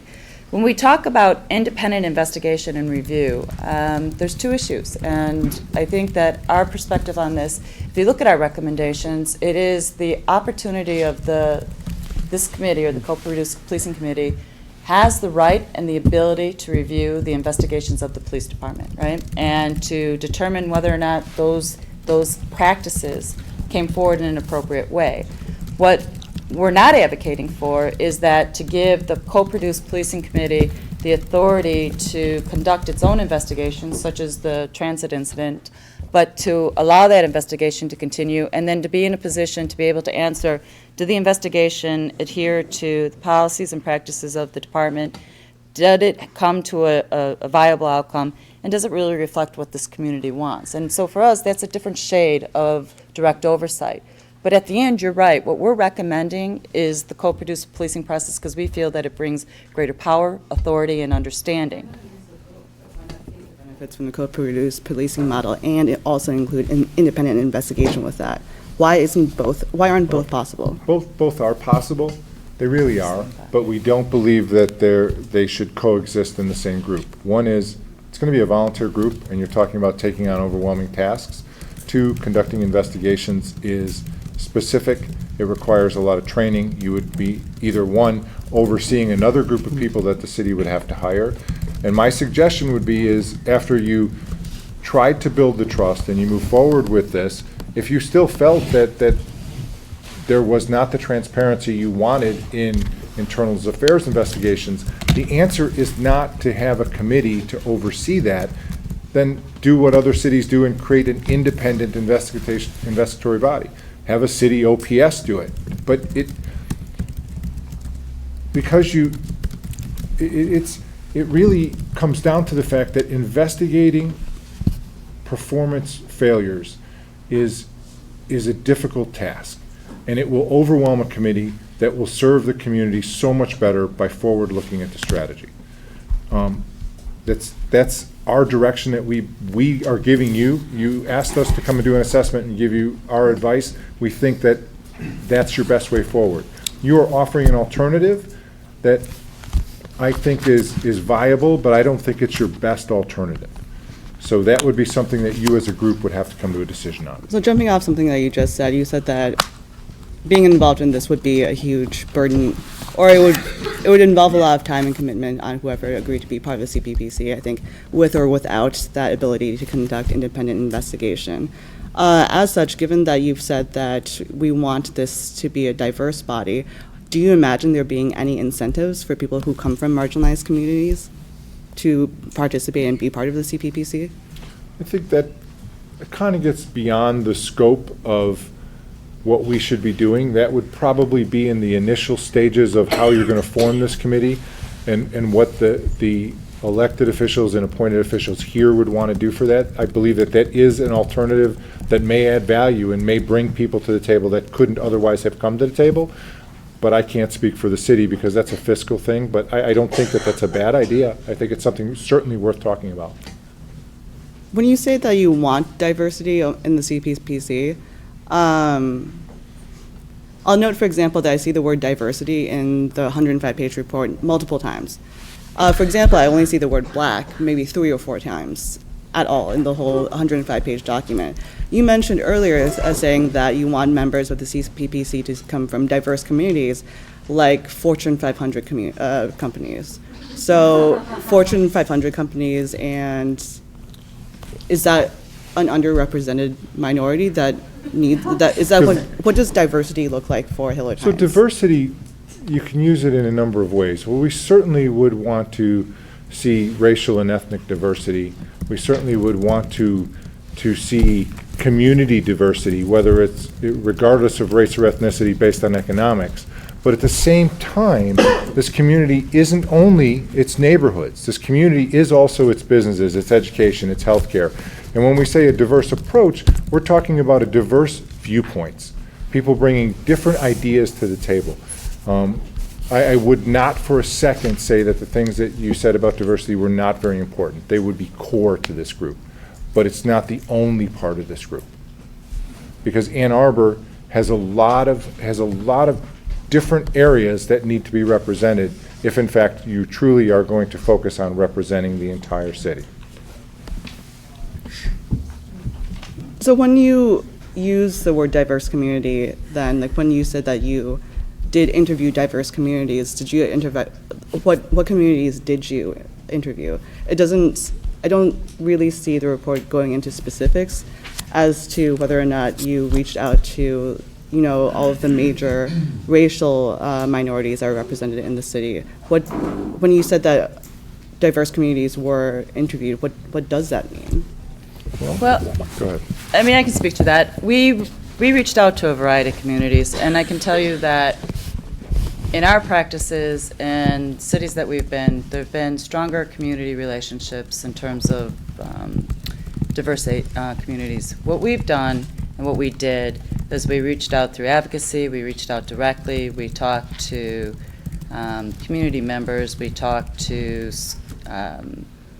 centers, we had community listening sessions, we conducted surveys, so we reached across the breadth of the community. I think that everybody sitting here, as we look at this, recognizes that Ann Arbor has challenges with bringing diversity to the table in a variety of circumstances. But the people that we've talked to, the groups that we worked with, and the overall feel that we got for Ann Arbor, we believe represents a good portion of the diverse community here within Ann Arbor. Our report identifies that Ann Arbor as a whole is not necessarily significantly diverse in terms of racial, and even in terms of economic status. But we did do outreach to a variety of communities. Was it as broad and as deep, and were we knocking on doors? No, we weren't. But that's also a function of the responsibilities that we had here. We recognize and we believe that for this process to go forward for the next phase is that outreach within those communities needs to be in-depth, and it needs to be able to educate and reach those people that we know, that we've heard about, that aren't present and haven't been engaged. And at the end of the day, it does become an option.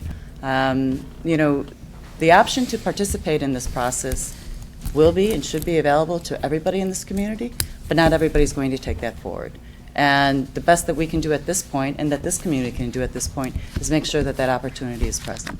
And we believe that as we identified the way for this community, or for this group to be structured, identifies the identification and working of outreach to those people who are community leaders, to bring them onto this community, this committee, so that they can engage and inform their communities. Did you interview anyone who was incarcerated, on parole, otherwise involved with the criminal justice system? But you're asking us about specific, that was not in the scope of what we were asked nor what we proposed. In fact, our outreach into Ann Arbor significantly, at many of your requests, went beyond what was originally proposed. To the cost of about 200 hours, all told, is what we went over budget, on our budget, that you weren't charged for. And this is still an economic approach. There's only so much that can be done. But looking at the areas you asked us to look at within the scope of the project, we absolutely believe we've interviewed a representative sample that can bring forward recommendations that you can consider. Did we interview everyone? No, we did not. So is the answer to that question no, then? The answer to that question is no, yes. So in your report about disparate policing, about the possibility of creating a civilian oversight panel, you didn't interview anyone who's been involved with the criminal justice system? Well, we absolutely advertised that we were doing it. We went into communities and we talked about it. These boards knew about it. But for us to go out and find those individuals that have not brought themselves forward to talk to us, really, there is a scope and a plan for how this has to be done, and there's only so much that can be done to bring these people forward. And it really wasn't information that was required to come to the conclusions that we brought to you. If you could tell me where you believe that our conclusions are wrong and how that information would go forward, then I would probably have to say that's a mistake, but I don't know that it is. I think that you can never go into a community and say, we will interview every single person, whether they want to or not, that could add value to this report. It's not possible. It's just simply not possible. I see that as an extremely significant community that you would need to hear about in discussing the way that the police interact with the broader community, though. You don't see that as being important or being under the umbrella of what a diverse community looks like? I don't know that I understand. I believe that you think that we should have talked to the people, but what do you think that we should have represented in the report or brought forward that we didn't? I mean, I guess in a sense, I don't know, because from the interview section, I don't really have a sense of the numbers that you looked at who was really polled, what the interviews really looked like, or the scope of it. Like, I've talked to a few individuals who are concerned with some of the social science research methods that were employed in conducting these interviews, and I have to say, from what I can look at, I don't know what that would have changed, because I don't really know what you got from the interviews that led you to this recommendation in the first place. We understand your concerns. I think that what we stand at is in the 6 areas that we were assigned to review and to assess. We believe that we brought forward appropriate information. I think as we talk about what is the view and what is the input through the co-produced community committee going forward, whether or not Ann Arbor believes that, you know, the incarcerated population has to have a voice on that committee, whether or not there's specific identified parties that we believe need to be part of that committee, I think is ultimately something for this community to resolve. But when we look at our recommendations and the work that we've conducted, we stand on those, and we believe that we've made strong recommendations for this community and for this police department to take forward in a way to improve the overall police-community relationships. It is, it's now 8:45. That's the time for us to pause and take public comment. On the queue still, I have Grand, Lum, Stambon, Smith, and Morpahowski. We'll get those questions if you still have questions afterwards, after public comment, depending on when public comment ends. If you want to have your questions answered offline, we'll take it from there. But now it's 8:45 and time for public comment, as I said. So public comment is an opportunity for members of the public to speak to council and the commission about matters of municipal interest. To speak at public comment now, you need not have signed up in advance. Speakers will have 3 minutes in which to speak. We, in this setup, do not have a time clock, and so our city clerk will let you know when your 3 minutes are up. We, as a matter of courtesy, have only one person speaking at a time, and if you require assistance in speaking before us, we'd be delighted to provide it to you. If there are going to be a couple of people who wish to speak, I guess I'd ask if you could have a soft queue of some kind so that we don't have gaps in between. But I guess now I'll open it up, and if anyone would like to speak at public comment, please step forward. You need not raise your hand, just stand up and come to the microphone.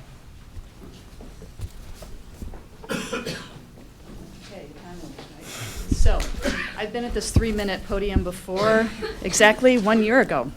This is a year anniversary of me being violently assaulted in an ethnic intimidation crime. And I learned a lot this year. I've learned how inept our justice system is. I've learned that the police actually are wonderful people and very good at their job. I've learned that they wish they could do something, but their hands are tied. Who the hell is tying their hands? I'm assuming some of those people are sitting in this room. I'm assuming that if you look on page 2 of the brochure that was a handout, you're going to see something that looks like campus. Take a really good look at that, because that tells you that these people did not do their research. Because the campus police and the Ann Arbor police are technically separate entities in their action. They communicate with each other, but if you are assaulted or have any crime that has been committed to you anywhere near campus or by someone from campus, campus police immediately gets that case. The Ann Arbor police will not take that case on. They're informed of it. However, in my case, I was assaulted on a city street going to lecture, so that was considered a campus issue. I had a significant injury. I also found that the case report, I was interviewed by the campus police, real live police. It was labeled an ethnic intimidation crime. Right after I spoke at this council meeting, my case was removed from record and rewritten to say that I was elbowed by 4 college-age men. I was assaulted by 4 University of Michigan athletes. There is now no record at all that that assault ever happened, at all. So I begged for a sketch artist. One was not provided. They said that the Ann Arbor Police does have a sketch artist and that they would get in contact with them. I provided them a photograph, I provided them fraternity symbols. These are people within the community. There is a split between the university and the Ann Arbor public. And there was someone on the city council that even today, when finding out, what had happened over the time this last year, there's been a lot of, anyway, basically that person said, oh, that's campus police. I'll let them know. someone sitting amongst you at this table. Pass the buck, that's Ann Arbor. Pass the buck, whitewash everything, bury everything. So I think the problem that you're going to have is that there's a faction that is really invested in Ann Arbor to keep Ann Arbor perfect. So my records were altered. There's a Thank you. FOIA that shows that those records were altered. So Thank you. your question about who's overseeing is important. Please. My name is Shirley Beckley. I'm going to take you back a little bit. Before I go back, I question how you know what diversity is by this brochure. You got one black person on here, so I guess you don't know nothing about Ann Arbor and its diversity. This is offensive right here to our community, as far as I'm concerned. But let me take you back. When Michael Brown got killed in Ferguson, our police chief was Police Chief Cito, and he met with the community at the Church of the Good Shepherd, along with Jerry Clayton, who is our sheriff, and along with someone from the ACLU. And he assured us that there would never be a Ferguson here in Ann Arbor. And then maybe a couple weeks after that, Ora Rosser got shot. So I asked him what happened. And he couldn't talk because it was being investigated. Now, my problem with all of this is we came before the city council, we protested, we came before them, we chanted, we did all that we could do peacefully, and got nowhere other than to talk to the Human Rights Commission, and that's how we got to where we are today. We got you all. You all are ex-cops. We ask that we don't have ex-cops, so they ain't paying attention to the community. So I don't expect you to give us, the community, any kind of credence, because you work for the cops, or you did. And then when we had the meetings, what were they called? The community meetings with this lady over here. If we asked a question that she didn't like, then her body language got kind of funky, and she didn't want to answer questions, especially mine. So I don't expect a whole lot from you. And I hope that our city council has some kind of heart about them and not use all your brain power, but some of your heart to know that we need this police, the Citizens Police Oversight Committee. You need bodies that a person can go and make a complaint. The mother of the young man that had the incident at the Blake Transit is here. I saw those tapes. Thank you. Now, I don't know what eyes you all are looking at, and I don't know what eyes the police are looking through, but he didn't resist.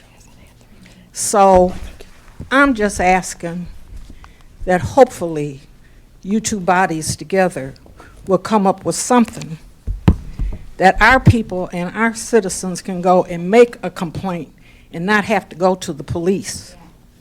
And even our city manager says we can go to him and he can do something about the police, but that doesn't give us any assurance either. So I just hope that you'll listen and take some of this under your wing and not use all your brain power and use some of your heart and know that this stuff is going on and it's got to stop. Because if it doesn't stop, then you're going to leave us no choice. And we can't always be as peaceful as we have been. We've been peaceful, aside from even begging you. Thank you. I don't know. I know I'm past the 3 minutes, Thank but you. I don't give a damn. I'm tired of this, and nobody's listening. I couldn't get this lady to listen. I can't get y'all to listen. Somebody Thank you, ma'am. has to listen. We're trying to do it in a peaceful way. Thank you very much.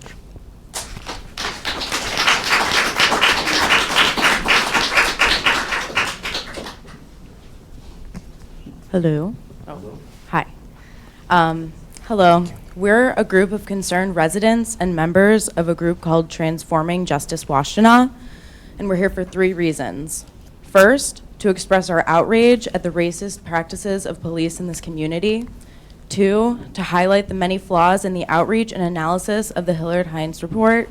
And 3, to demand that the Ann Arbor Mayor and City Council demonstrate actual leadership in establishing community oversight of police and directing resources to crucial alternatives to policing. We are doing our best to be active community members and express our concerns about a process that we were not included in, and to review a 105-page report with only 5 days' notice. We have created this statement collectively and will be reading parts of it consecutively. We want to begin by honoring the fact that we are here tonight because of Aura Rain Rosser, who was murdered by Ann Arbor police officer David Reed on November 9th, 2014. We are here because we are horrified by how easy it was for the responding police officer to see so little value in the life of a black woman that instead of responding with care and mental health training, he immediately pulled a gun and killed her within moments of arriving at her door. Furthermore, the police then demanded impunity for their actions. We are here because the dedicated organizing efforts of fellow community members who demanded justice for Aura. We are also here to debunk the myth that Aura Rosser's killing was an isolated incident, an isolated event, and thus speak in solidarity with the thousands of people who have experienced racist policing in Ann Arbor. To begin, we must acknowledge that racist policing and practices occur all over the country and that Ann Arbor is not immune to them. To understand how policing works, we must look at its origins. In the 1700s, the term slave patrollers was the first ever state-sponsored police force in the United States. Essentially, white property owners were given the power by the state of suppressing slave rebellions and attempts to run away by using violence and intimidation against them. Later, when slavery was abolished in 1865, slave patrollers were replaced by police officers enforcing what was called black codes, which were designed to control freed men and freed women by making activities that had previously been classified as petty offenses into serious crimes when committed by black adults and children, such as loitering and breaking curfew. Currently, our society allows police departments to use force because it is seen as being wielded in the interests of serving and protecting society. Police maintain their legitimacy by acting in a way that the public respects and believes it is in keeping with rule of the law. Should police violate their principles, the resulting police reforms are most often carried out in order to restore the legitimacy of the police in the eyes of the public, while most importantly, leaving unchecked the institutional power to oppress and control particular groups of people. Thank you. Thank you. So following the murder of Aura Rain Rosser, community members and activists demanded that the city of Ann Arbor put resources behind the creation of a police oversight body because it is infrastructurally needed and simply logical. Rather than listen to the testimony and lived experiences of black residents and activists, you put $230,000 into hiring Hillard Hines to investigate the Ann Arbor Police Department and whether oversight and reforms are truly needed. It is insulting that members of the City Council could hire a for-profit, pro-police, private security consulting firm with a predominantly white senior executive staff, founded and staffed by former law enforcement officers, to conduct an independent review, and that you actually believe that Hillard Hines would objectively enter community, establish trust, collect stories and experiences of trauma by those community members most directly impacted by policing, and then further critically assess the harm being caused by police in our community. Hillard Hines said they conducted sound research and wrote a report that sought to share this research, but neither of these claims are true. They conducted a methodologically flawed assessment based on a 55-question survey that was only offered online and only in English, and 3 poorly advertised community listening sessions that were not recorded, so that allowed them to selectively pick particular public comments. They claim that they have administered various meetings with community members and leaders, yet omit the number of meetings and roles of said leaders in their report. Their sampling approach severely limited the breadth of responses possible to gather in multiple ways. First, it denied participation to people who lack access to computer and internet. Second, by the survey's extreme length, which caused people to drop off. Third, by the poor dissemination of the survey, such that the majority of residents, including people who are politically active, were unaware of its existence, which further diminished their sample size and breadth. Fourth, due to the legitimate fear of potential participants when faced with meeting and being interviewed by former law enforcement officers who were leading the community engagement efforts, and by the fact that Hilliard Hines is located in Chicago, which limited their availability and their engagement and contributed to their poor communication. We could go on. To summarize, their research methodology was profoundly flawed, and their findings cannot possibly be interpreted as offering an accurate assessment of the system of policing in our community. Perhaps this is by design.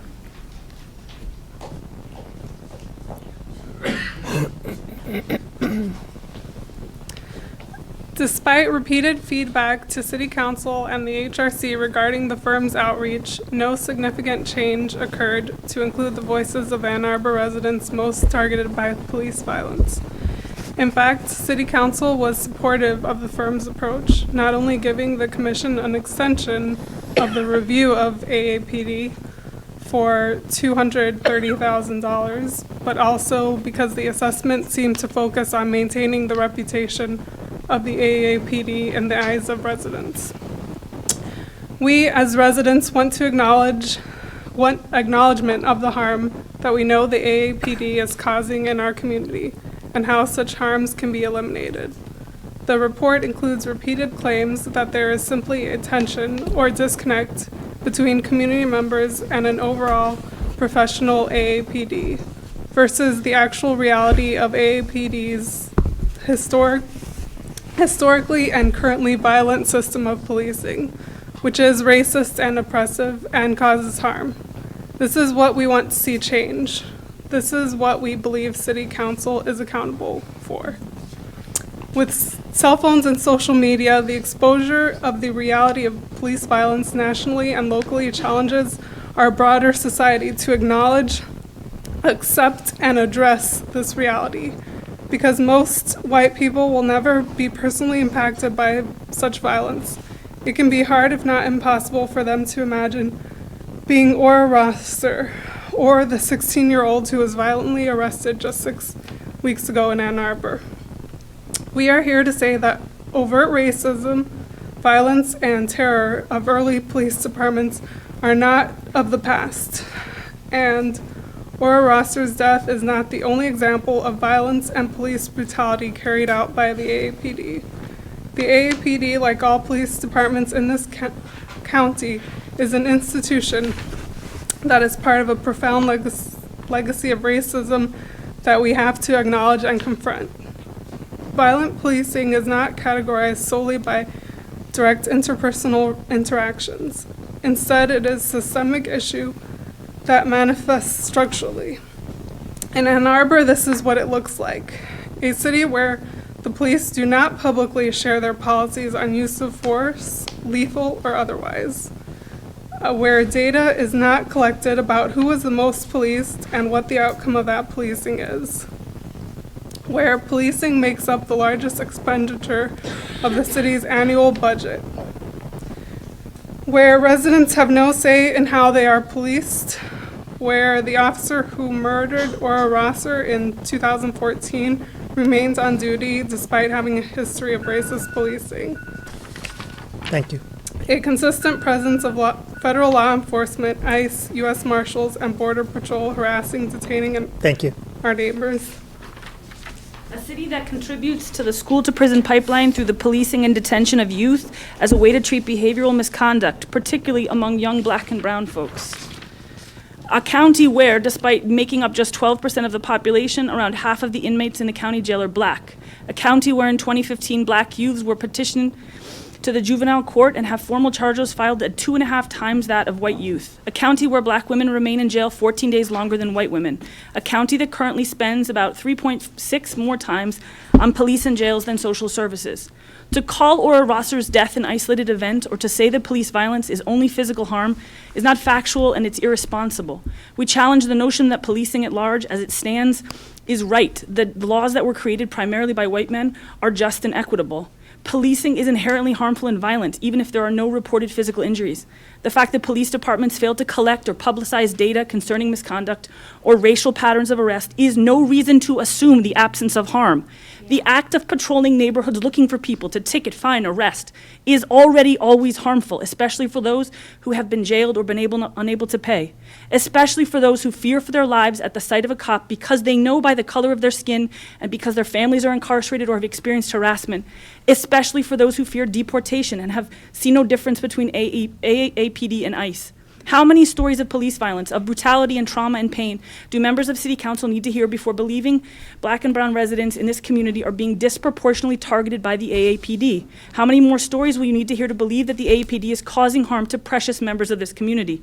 How many more stories will you need to hear before you stand up and create policies that actually support black and brown residents in Ann Arbor? What statistics, stories, and news reports will trigger your moral conscience? Before sharing our demands, we first want to reflect on the report's final recommendations. In addition to the previously outlined critique of Hiller Heinz's non-existent and deeply biased research methods and attempts at community outreach, the report's conclusions similarly lack any connection to evidence-based research methodology. There is no historical background offered to frame the changing demographics in Ann Arbor, and the report's authors misuse standard categorical labels when representing their demographic data. They write about diversity, homogeneous populations, diverse communities, and demographic communities. The demographic terms used in this report are frankly incomprehensible. The case studies in the report detailing potential community board models seem to have been chosen based on the personal experiences of the members of the Hillard Heinz team, one of whom was a police officer in the town of Oak Park. This is not research. None of this is based on any established body of social science scholarship. Furthermore, this report offers no theory of change. Just Google, as the Human Rights Commissioner mentioned, their primary recommendation, so-called co-produced policing. It is a marketing gimmick. The first item a Google search produces is a link to a white paper written by, surprise, surprise, Hillard Heinz. To follow any of these recommendations would be an enormous mistake. To be clear, the report is little more than marketing for Hillard Heinz. Thank you. The first demand we have is that while Hillard Heinz proposes a co-produced policing committee, which we believe is a marketing item for their firm and doesn't actually function much differently from an oversight board, that we have additional criteria for whatever committee comes to fruition. In addition to what Hillard Heinz is calling for their 8 components of the plan, we demand that the board be representative by including mental health experts, people of color, people who have been incarcerated, people who know and work in the following fields: mediation, housing, homelessness, anti-racism, and transformative justice. And there should be no police representation. It should be transparent by collecting and investigating complaints against police, immediately notifying the public in any instance of the use of lethal weapons and tasers by the police, and providing data around policing patterns, policies, standards to the entire public. Be independent, enabled through funding, support, and access to employ independent investigators. And be empowered, the ability to make and have enacted policy recommendations to the City Council and the AAPD regarding training and policing practices, and have investigatory powers and participate in hiring and firing. Be restorative and transformative through encouraging dialogue and healing, and be adequately funded from AAPD's budget of $26.65 million a year. The second demand is to redirect resources to crucial alternatives to policing.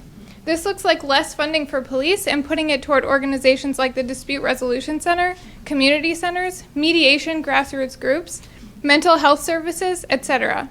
By doing so, we have a higher ability to prevent crime and respond to people's needs more holistically. In conclusion, we know you have the power to change this, and we believe you have the heart to consider it. What we are actively challenging you to do is not accept the status quo, and instead use your leadership and positions of power to transform our city so that policing is not oppressive and violent.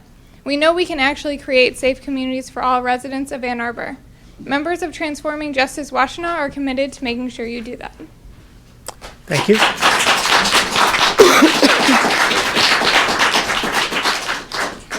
Hello, everyone. I know I only have 3 minutes, so I'm going to make this as quick as possible. I am the mother of the 16-year-old man that was in the video at the Blake Transit Center. Once I got the phone call, I immediately went to the Blake Transit Center to locate my son. I was given the runaround about where my son was. After given the runaround, I went back to the transit center. I had an opportunity to speak to Officer Morrow, or however you pronounce his name. The story that Officer Morrow told me to my face is not the story that's in the police report. For this man to stand in my face and tell me, your son did nothing wrong, he was only in a crowd of people that was stating F the police, per his words, not knowing if my son specifically said it, that's what drew his attention to my son.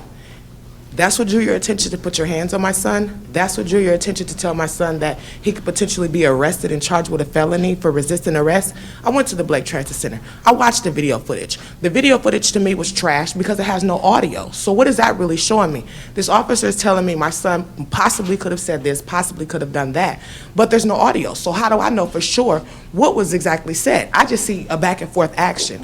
The officer states that he was walking into the transit center with the young ladies that were fighting, and then he turned back and seen the crowd. The police report doesn't state, well, that's what the police report states in a way, but the video, it doesn't state that. The video states that he clearly stood there, watched this group of individuals walk away, not far enough to his liking, and approach them again.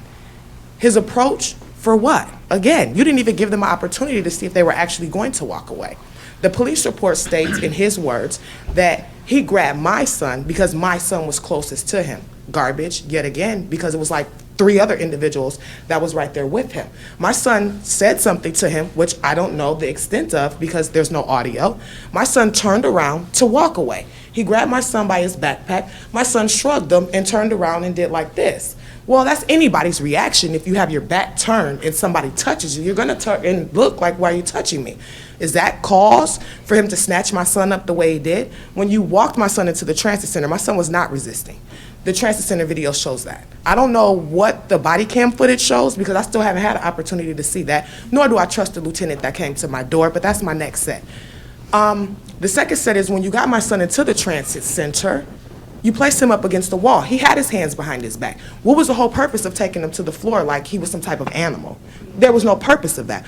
What was the purpose of you putting your big grown body on my 150-pound son? There was no purpose of that. That was garbage. And then for you to say what you did was justifiable, that's not justifiable. And then for the lieutenant to come to my door to tell me that he wants to speak with my son and myself, but then to stand in my kitchen to my face and tell me, well, I've already come to my conclusion. My conclusion is what the officer did was in his realm. Well, what are you coming to talk to me for then? This is garbage. I have nothing to say to you because you've already come to your conclusion. The only people he spoke to do an investigation were the one individual that was involved and the young man's father, the officer, and looked at the videotapes. What did you see in the transit videotapes? Nothing, because there's no audio. There's only visual. You can come to any type of conclusion with visual. Anybody could do that. That's trash. So how can you be exonerated when there was no investigation that was really done? I never refused. It says in the documentation that I refused to speak to this officer along with my son. That's not what I said to him. I told him I'll take your card and I'll call you. My son's not home. You're too busy looking around in my home, looking at shoes to examine to see if I'm telling you a story. My son's at school. He's not here. Why would you come at this hour of the day wanting to speak to me and my son? This is school hours. Are you trying to be funny? Are you trying to be antagonistic? Do you want to see how I'm going to respond? Because this situation right here, I'm going to be honest, it completely pissed me off. I came as a parent to talk to you about a situation, and in the police report, he completely twisted my words. I specifically asked him, is there services for the youth? Is there things that we can do as parents who have children in this community that are being targeted by the police? What can we do? Do you have some type of Scared Straight program? Do you have a program where we can reach out to kind of give them some type of mentorship to try to bridge the gap? None of that is in the police report. None of that. He scrutinized me. Not only was I scrutinized and slandered in the police report, I was scrutinized and slandered in the Ann Arbor newspaper, and I didn't even have anything to say to them. They're just basing it off of what the Ann Arbor police said. Then the Ann Arbor Police Department states that he was never written a trespass. That's a lie. The transit center stated he was never written a trespass. That's a lie. I have the documentation here with me. We just signed documentation on Tuesday for the trespass to be revoked. So what is the lies going on here? You want to bridge a gap between the community and the police, but the police aren't even being honest. So how can you bridge a gap? You spent $230,000 on this? This is a slap in the face. That's what it is. This is a debacle. A waste of time and money. When you could be putting this time and money towards the youth that are coming up. This was, oh my God, I'm sick.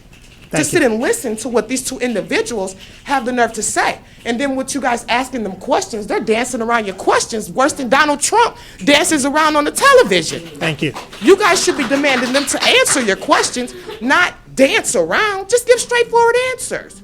You didn't demographically go around Ann Arbor and do no research. You picked and chose who you wanted to talk to because you didn't want the real truth to come out. Whether you want to look me in my face and admit it or not, that's what you did. Nobody in this room can say otherwise. Ma'am, thank you. Your report is clear garbage, just Ma'am, like what thank you. happened to my son is clear garbage. Thank you.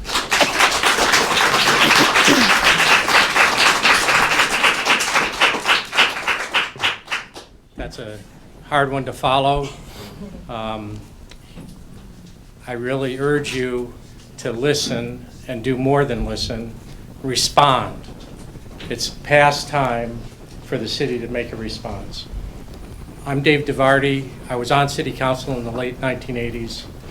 I'm a member of the Board of Trustees at the community college, and against my opposition, the community college is just engaged to start its own police force, a small police force for $500,000. These are tough issues, and these are issues that we were trying to deal with in the 1980s. I have one quick, or maybe it won't be quick, story to tell you, but I've got 2 file drawers of files from when I was on city council and when Jeff Epton and Larry Hunter, 2 former council members, left.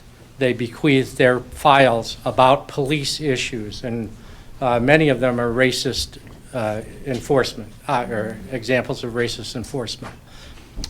I'm going to tell you one example of how the police department responds to you, the policymakers, or to me when I was a policymaker on the city council.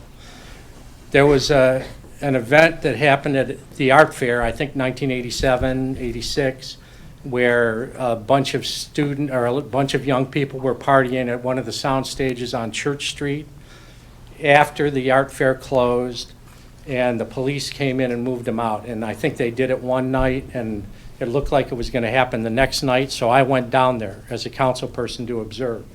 There was a helicopter, spotlights, tear gas, and police moving people along with their clubs, like trying to move the people out. And there was no violence, nothing going on. It was just a party at the sound stage that went on after it closed up and people out on the street. But it was provocative actions on the part of the police department. Some students came out of the Brown Jug while all this police action was going on and were moved along by somebody hitting them on the back of the legs with, it turned out there, with his flashlight, a police officer. There were other incidents where police officers used force on people to move them along. In only one instance, the one where the 3 students came out of the Brown Jug, could the officer be identified. Other people tried to identify the officer that used force on them, but were unable to, so those complaints were all dismissed. The one case that could be followed, I followed up and found out what the punishment was. Well, let me just tell you this one thing. They counseled the police officer. His punishment was he got counseled. And what the counseling was number 1, you shouldn't have hit the person with your flashlight. You should have hit them with your baton. And number 2, since you hit them, you should have arrested them because it's legitimate to use force in effecting an arrest. That was the extent of his discipline. No suspension, no loss of pay. Thank you. Just the training that you've got to arrest somebody when you use force. Thank you. And there's more follow-up. I'd love to share it with you. I know a lot of the policymakers here, and I'd like to sit down and share a lot more of the follow-up from that incident. Thank you. Good evening, everyone. Hi. I was struck by a comment made by one of the Hillard Hines consultants this evening. The context of the comment, this wasn't in the report, this was in public comments we all heard just now. I may have misheard, but I think I got the gist of it. The comment was in the context of discussing how individual internal affairs handles complaints about officers. And the explanation was, just as you expect the chief of police to listen and hear out a complaint, you expect the same thing from internal affairs. So my first point, I absolutely do not expect the chief of police to listen and hear my complaint. My second point is that there's actually sort of interesting that this was, I had some deja vu in this, because over the dinner table, my wife, who was white, and I had some discussions a couple years ago about whether to bring our concerns to the chief of police. Some of you on council I have told about our experience. We had an experience with the Ann Arbor Police in 2013. A little bit of it was good, a lot of it was bad. The part of it that was bad served no investigated purpose that we could discern, and it was a little bit mean-spirited. Happily for us, none of us were physically injured, but there were other harms done to our family. My wife felt that this should be brought to the attention of the police, particularly because it's a somewhat unusual event. There wasn't a he said, she said element about it. We were in agreement largely with the officers on the facts. We FOIA'd their report. We saw what was in the report. She wrote a detailed letter explaining why this was problematic in our view. What happened to this feedback after it was submitted to the police? Well, I have a letter with me, actually, in my possession. I brought it along today, from the now current chief of the Ann Arbor Police that said, and I paraphrase, "We have no use for your feedback, buzz off." This is a paraphrase. I have the letter with me, and I'd be happy to share it with members of council who want to see the full thing, and I can give you as much or as little of the background as you like. Something I was struck about in the report itself is the report lingers very briefly on the public safety committee that the university has. I work at the university, I teach there. I have colleagues who have been involved with that public safety committee. The report seems to suggest that that public safety committee has no bearing on the decisions of the city council in what the city of Ann Arbor should do because it receives its mission from state law. Well, I spoke about this with colleagues who are knowledgeable about law and the workings of that committee. They did not see that as an impediment for us to look at the policies and the practices of that commission. I was also told that it would not be necessary for any committee that the city established to have disciplinary authority over the police. And this stands to reason to me as a university person. I am reviewed at arm's length as well as by immediate peers. This is an important part to the functioning of my workplace. I'll end now because I look forward to hearing the comments of the rest of the council.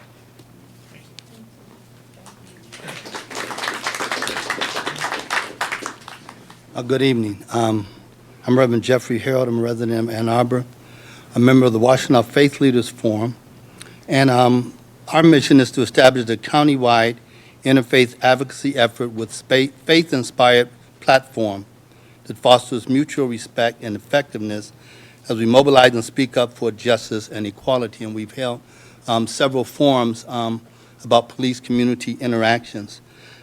Just a few things that I want to comment on. In key recommendation number 2, it suggests the establishment of the co-produced policing committee that will hold the community and AAPD accountable for improving community police relations. And it seems that that's more on the PR side rather than the effectiveness side. What I was surprised that the model we didn't get was something closer to the Chicago model of the, I believe it's called the Citizens Organization for Police Accountability. And what we're kind of looking for, and I think that they have there in that model, is that where the internal affairs of the Chicago Police Department investigates criminal conduct, operational violations, theft of money and property, planning of drugs, substance abuse, residency violations, and medical role abuse of the officers, this civilian review committee investigates allegations of bias-based verbal abuse, coercion, death or serious bodily injury in custody, domestic violence, excessive force, improper search and seizure, firearms discharge, taser discharge that results in death or serious bodily injury, pattern or practice of misconduct, and unlawful denial or access to counsel. So I think that that's what a lot of community members are looking for. In the report, it mentioned that the city would have to change the city charter, and that would maybe be a hard thing to do. I think that's left up to the residents of the city to decide. It seems to me that that's a signatures, ballot proposal, that's something for us to decide. Because there are certain questions that the community might ask that the police didn't. I read the state police report on the death of our Rosser, and the one thing that stood out to me that I've never had anyone explain is that both officers fired simultaneously. One shot a gun, one shot a taser. So it makes me ask the question, what was going in the mind of the one that tased that did not perceive a threat that was going on in the mind of the officer who did? That has never been addressed or answered. And that's something that a civilian committee would ask a question different than the police would. Thank you.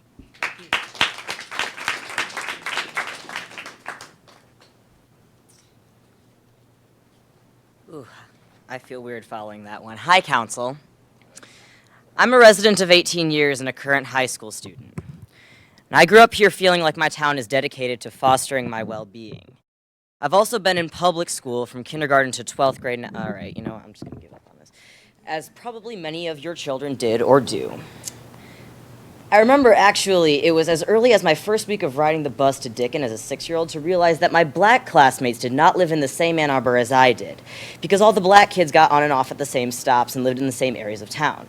That was my first clue, and back then, of course, I did not know the word redlining, its history, and how it continues to have violent impacts on my peers and community members. Beyond that, I am privileged and ignorant to Ann Arbor Police's police brutality issues.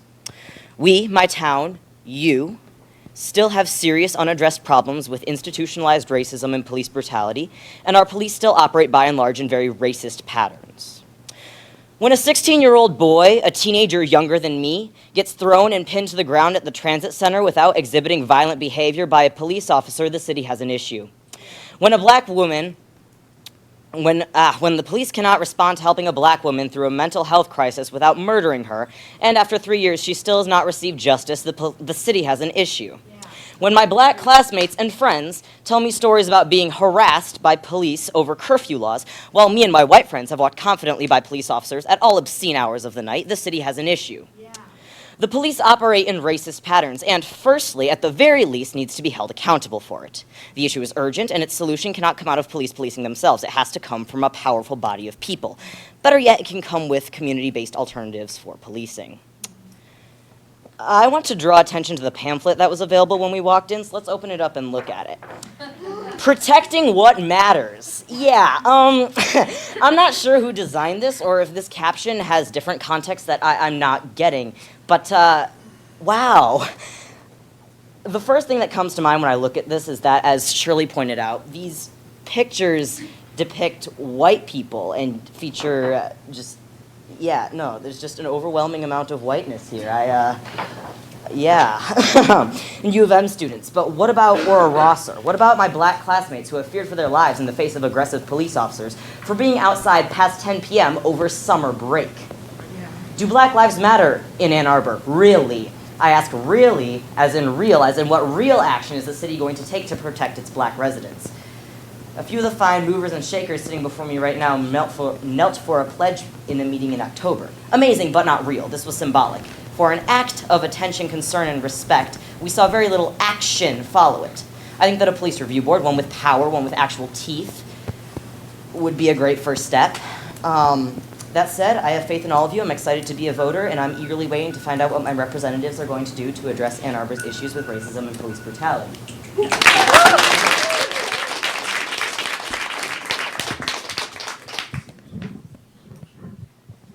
Okay.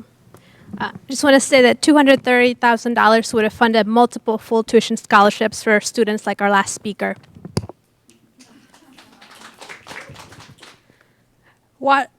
Transforming Justice in Washtenaw would like to invite those who are physically able to kneel or hold up their fist to acknowledge and face the uncomfortable truth that violence and brutality happens in Ann Arbor in the hands of police. We kneel to honor the thousands of Black and Brown community members who have experienced violence, brutality, and trauma at the hands of AAPD, but who will never have their stories told. The following are true stories that have been shared publicly about the AAPD. We kneel to honor Black and Brown community members who had to relive the trauma and violence they experienced at the hands of AAPD in order to share their stories with Hiller and Heinz, only to have Hiller and Heinz defend the actions of the police during the listening sessions. We kneel to honor Black and Brown community members who witnessed AAPD terrorize and interrogate young children under the age of 10 who had just witnessed a violent gun incident and treated those innocent children like suspects. We kneel to honor the lives of young Black and Brown youth in our community who have been detained and terrorized by AAPD under the guise of curfew violations. We kneel to honor Black and Brown community members who have shared that their neighborhoods are so heavily surveilled by AAPD that they feel like they're living like they're prisoners, and the police in the area move around with such impunity that they seem to have God complexes. We kneel to honor the Black and Brown youth in our community who are showing up to get an education and instead find that on count day, a day where the state assesses student attendance to determine budget allocations, the police are patrolling the school's perimeter in order to profile and detain youth. We kneel to honor Black and Brown teens who are harassed and arrested for actions as simply biking down the street or waiting for transportation. We kneel to honor the humanity of Black and Brown people who are detained in the interactions with the AAPD. We kneel in solidarity with the Black Action Movement who fought police brutality in Ann Arbor in the 1970s. We kneel to honor Lesva Pugh, who was killed by AAPD in 1979. We kneel in solidarity with activists who fought for oversight of AAPD in 1989 following testimony of racist over-policing and excessive force. We kneel to honor Blair Shelton and over 700 Black men racially profiled by the AAPD in 1994 and over 100 Black men whose DNA was collected and stored without their consent and never saw justice. We kneel to honor David Ware, who was shot by Ypsilanti PD in 2007 and never saw justice. We kneel to honor Jim Anderson, who experienced brutality and dehumanization at the harassment of the Washtenaw County Sheriff's Department in 2009 and never saw justice. We kneel to honor the Black patrons of the Dream nightclub who were repeatedly harassed and profiled by the Ann Arbor Police Department in 2012. We kneel to honor beloved mother, artist, and community member R.R. Rosser, who never saw justice. We kneel in solidarity with Black activists of Ypsilanti who had been fighting for a police oversight for years, only to see the city put more money into policing and vote in favor of a toothless, powerless review board. And lastly, we kneel in solidarity with and seek justice for Kaim Slayton and his family, who should have never known the pain and the trauma they are currently experiencing after Kaim, just 16 years old, was violently handcuffed by AAPD. Thank you.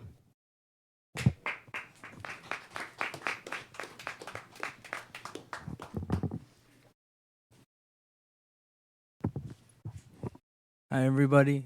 We heard a lot of things about like comments and everything like that, but I think we all need to know like what's gonna change. Is there gonna be more training for bias policing? Is there gonna be more money for mental health issues? Is that gonna be something that's gonna be done, and when? We need those answers. So does anyone have the answers? This tends not to be a question and answer. This is where we listen, you provide, and residents provide feedback, but thank you.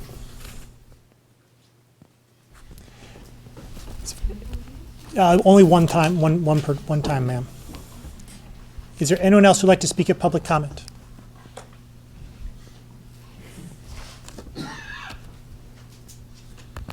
Seeing no one, public comment is closed. We now have on the queue Grand, Lum, Stambaugh, Smith, Borpahowski, and perhaps that'll be all. But perhaps not. Councilmember Grand.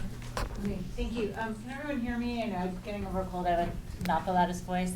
Thank you to everyone who came out this evening. Seeing so many members of the community, certainly who are so passionate about this important issue, gives me a lot of hope that we can move forward.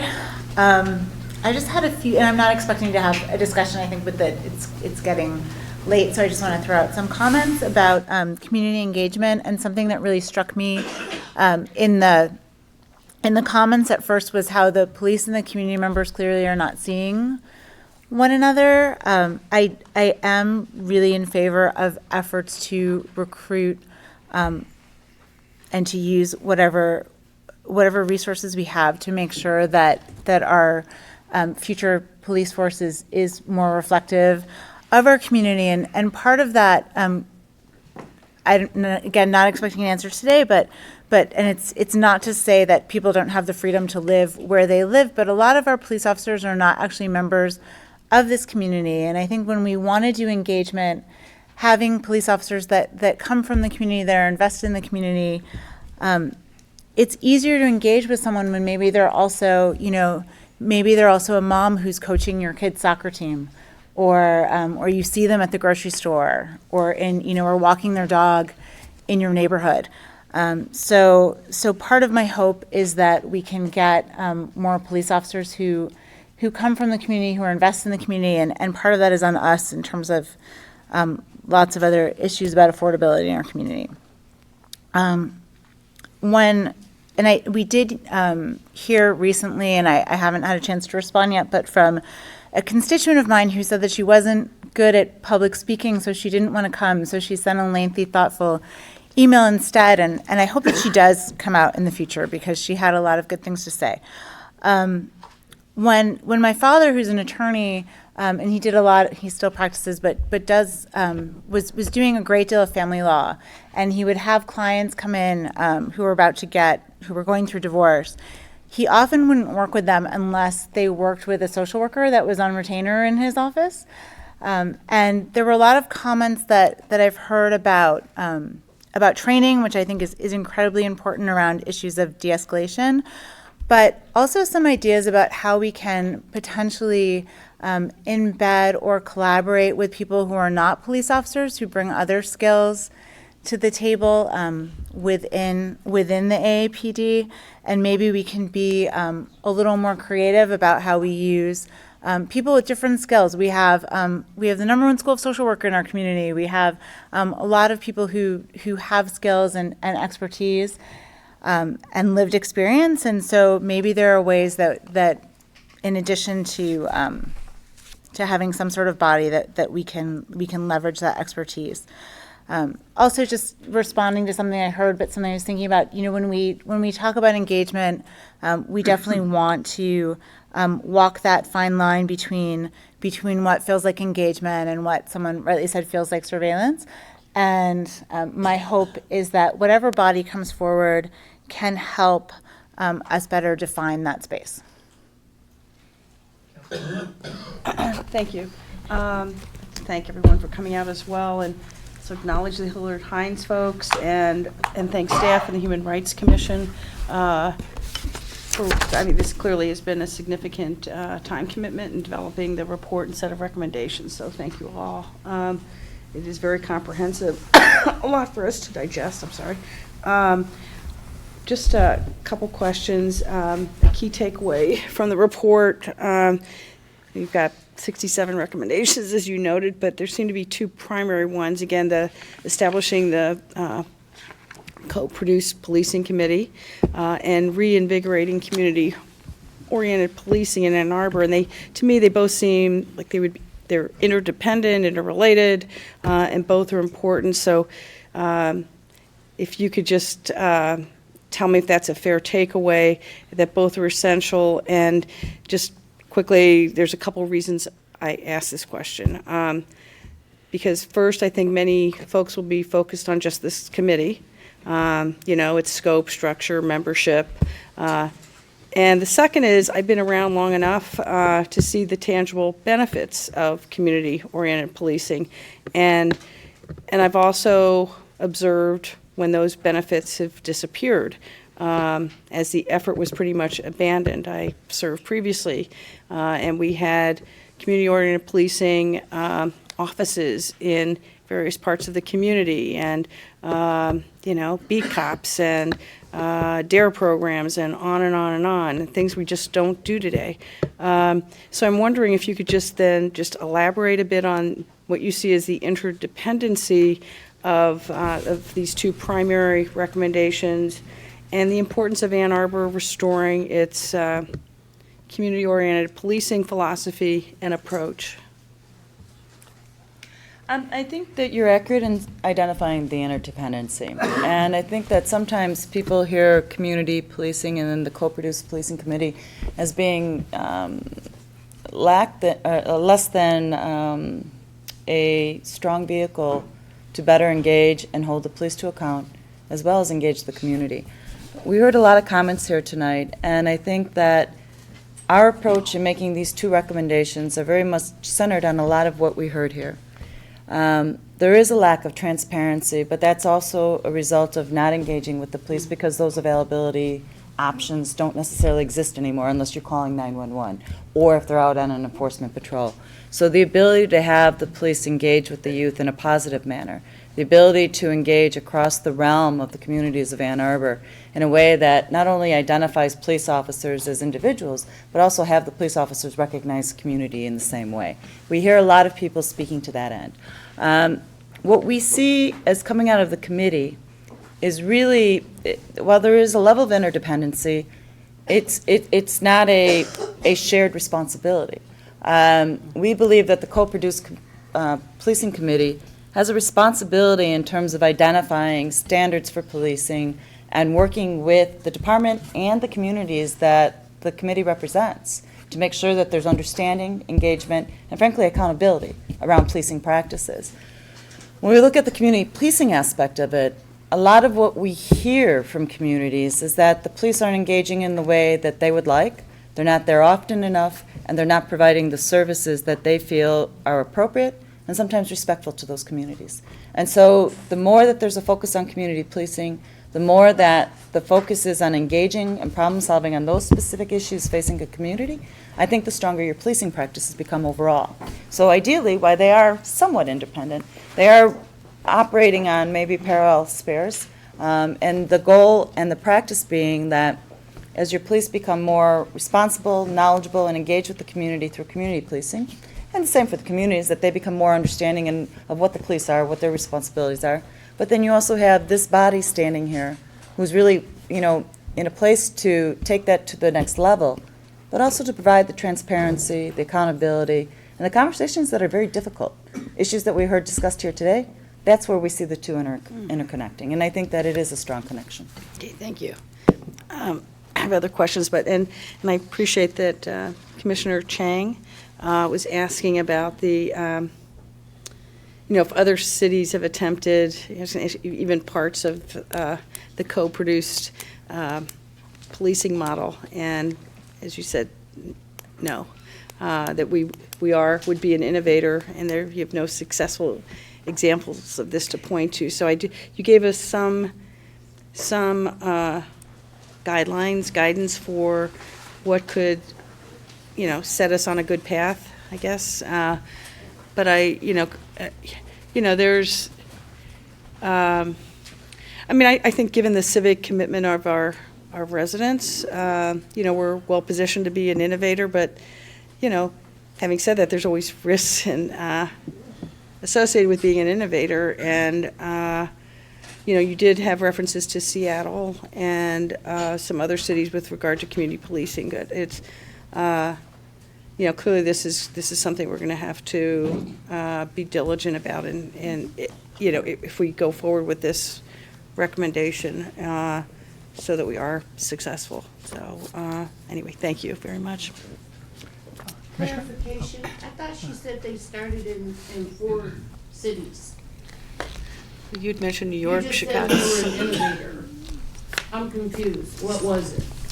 So, Well, referred to 4 do you wanna- pilots do you wanna- in New York, Camden, New You Jersey. had mentioned, you want to, Pilots.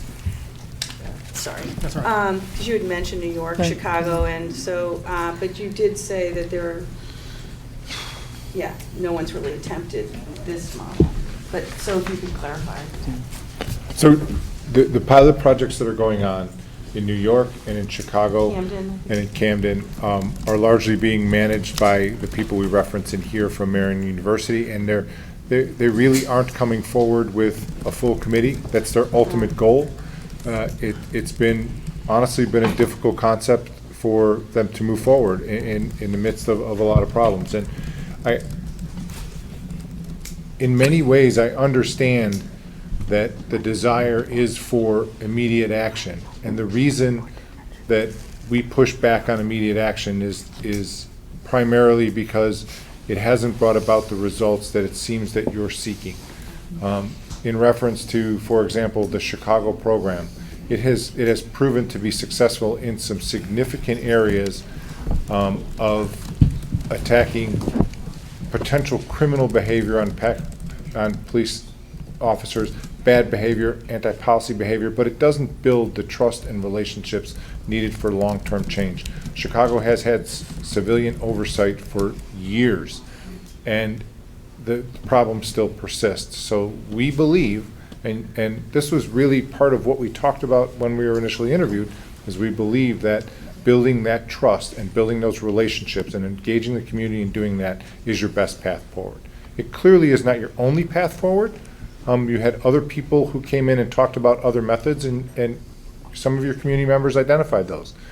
But this is really the approach from being in cities that continually have tried numbers of things and tried them hard, and like for Chicago's example, and the trust between the communities still does not exist, and it does not exist because we don't believe the approach is right.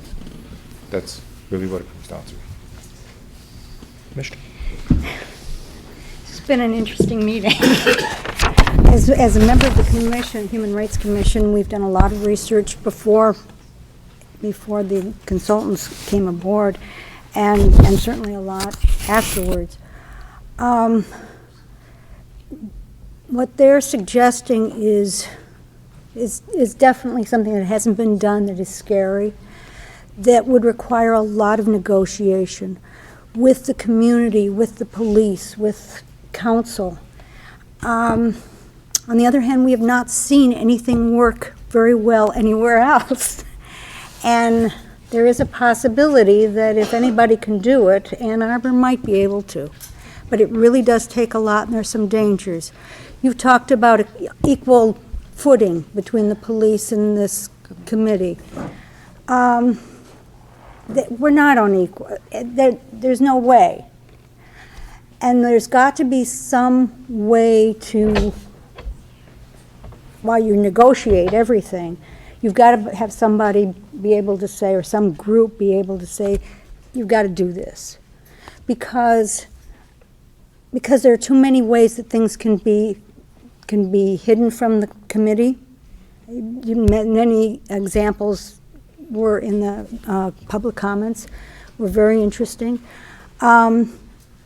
And because it'd be very easy for this committee to look like it's been co-opted by the police. And in fact, working closely with police, often you do start thinking like police, and you've got to stay not doing that, which I think means that the committee has to have subcommittees of public, and people have to be willing to talk. People have to be willing to take some responsibility other than just this committee. I still think it could be done, but it's difficult.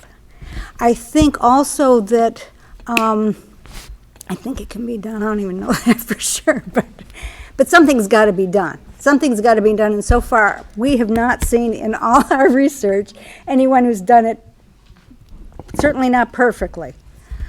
I think what I've heard in the public comments also means that there's got to be some ability to do the investigation. And I don't think, I mean, I also know that investigation is very expensive, it's very technical. I don't think that this group can do it all, but I think it's possible that the group could have input and certainly could ask, why didn't you? Or please do talk to these people. I think they're important. I think the police have too much ability to conceal, and that this is if we're going to do this, it's got to be very open, and we can't let anybody conceal. we really have to. I don't know. We've got to take some. We've got to do some things that haven't been done before. Councilmember Wojciechowski. Thank you, Mayor Taylor. I want to echo the thanks for the people who spoke in public comment today. I didn't agree with everything that was said, but the fundamental comment that, yes, there is racial disparity in Washtenaw County and Ann Arbor. There's racism here. Some of it's interpersonal. I don't think we have overt bigotry on our force, but there is still implicit bias, and there's still the structural dynamics. You know, one of the speakers spoke of redlining, and we've got to face that. We've got to continue to face that. I agree with the commentators that just looking at the reports or the active complaints that we get is going to underestimate the problem because not everybody's coming forward. I've heard some of those people who aren't coming forward, and I know there's a lot more who aren't even coming to me. And even of those who come forward, there are questions that are unanswered about the strength of that process. Which, in some of the demands of transforming Justice Washtenaw, policy transparency, data collection, I agree with those, and that I hear the Hillard Hines recommendations say that we've got a long way to go in terms of getting better transparency, better data collection, better visibility of that information to improve that transparency. And I think where we are is not a question of goal. Well, from where I sit, I don't think we have the question of goals in terms of improved transparency and accountability, a question of means. One of the questions seems to be this issue of investigation, and my question for you is, of what are powers that citizen review boards have that are doing investigation in terms of data collection and access to data and access to information that you would not see a co-produced policing committee have? To be clear, I think that the difference is not that you don't have access to the data or the information, because a committee that's helping set the strategy and reviewing the actions of the police department to make sure it's serving the interests of the community has to have access to the data. What you wouldn't do would be to conduct the investigation and hearing on specific officers' actions. Should you have access to that, and should you be able to question it and challenge it to the police chief? Yes, I think you should. But I don't think a body is well served. We don't see no real examples of a disciplinary review board or a civilian oversight board having real impact on a department as much as they could have significant impact on an officer for his or her actions. But the real change we see that's beneficial is for you to move forward in changing the way that the department acts and interacts with the community. That's where we think the big change is. If you believe that you can't get past that and you're willing to take on both, there's ways to do both. But I think that they shouldn't be one body doing the same, because the missions are different, and looking at specific officer actions and applying discipline is difficult, it's precise, and it will consume a body from doing anything on strategy. I understand everything you said. my question still is, are there, Councilmember Eaton spoke of subpoenas. Are there specific tools that an investigator, a review body would have in its tool chest that you would see a co-produced policing committee not have?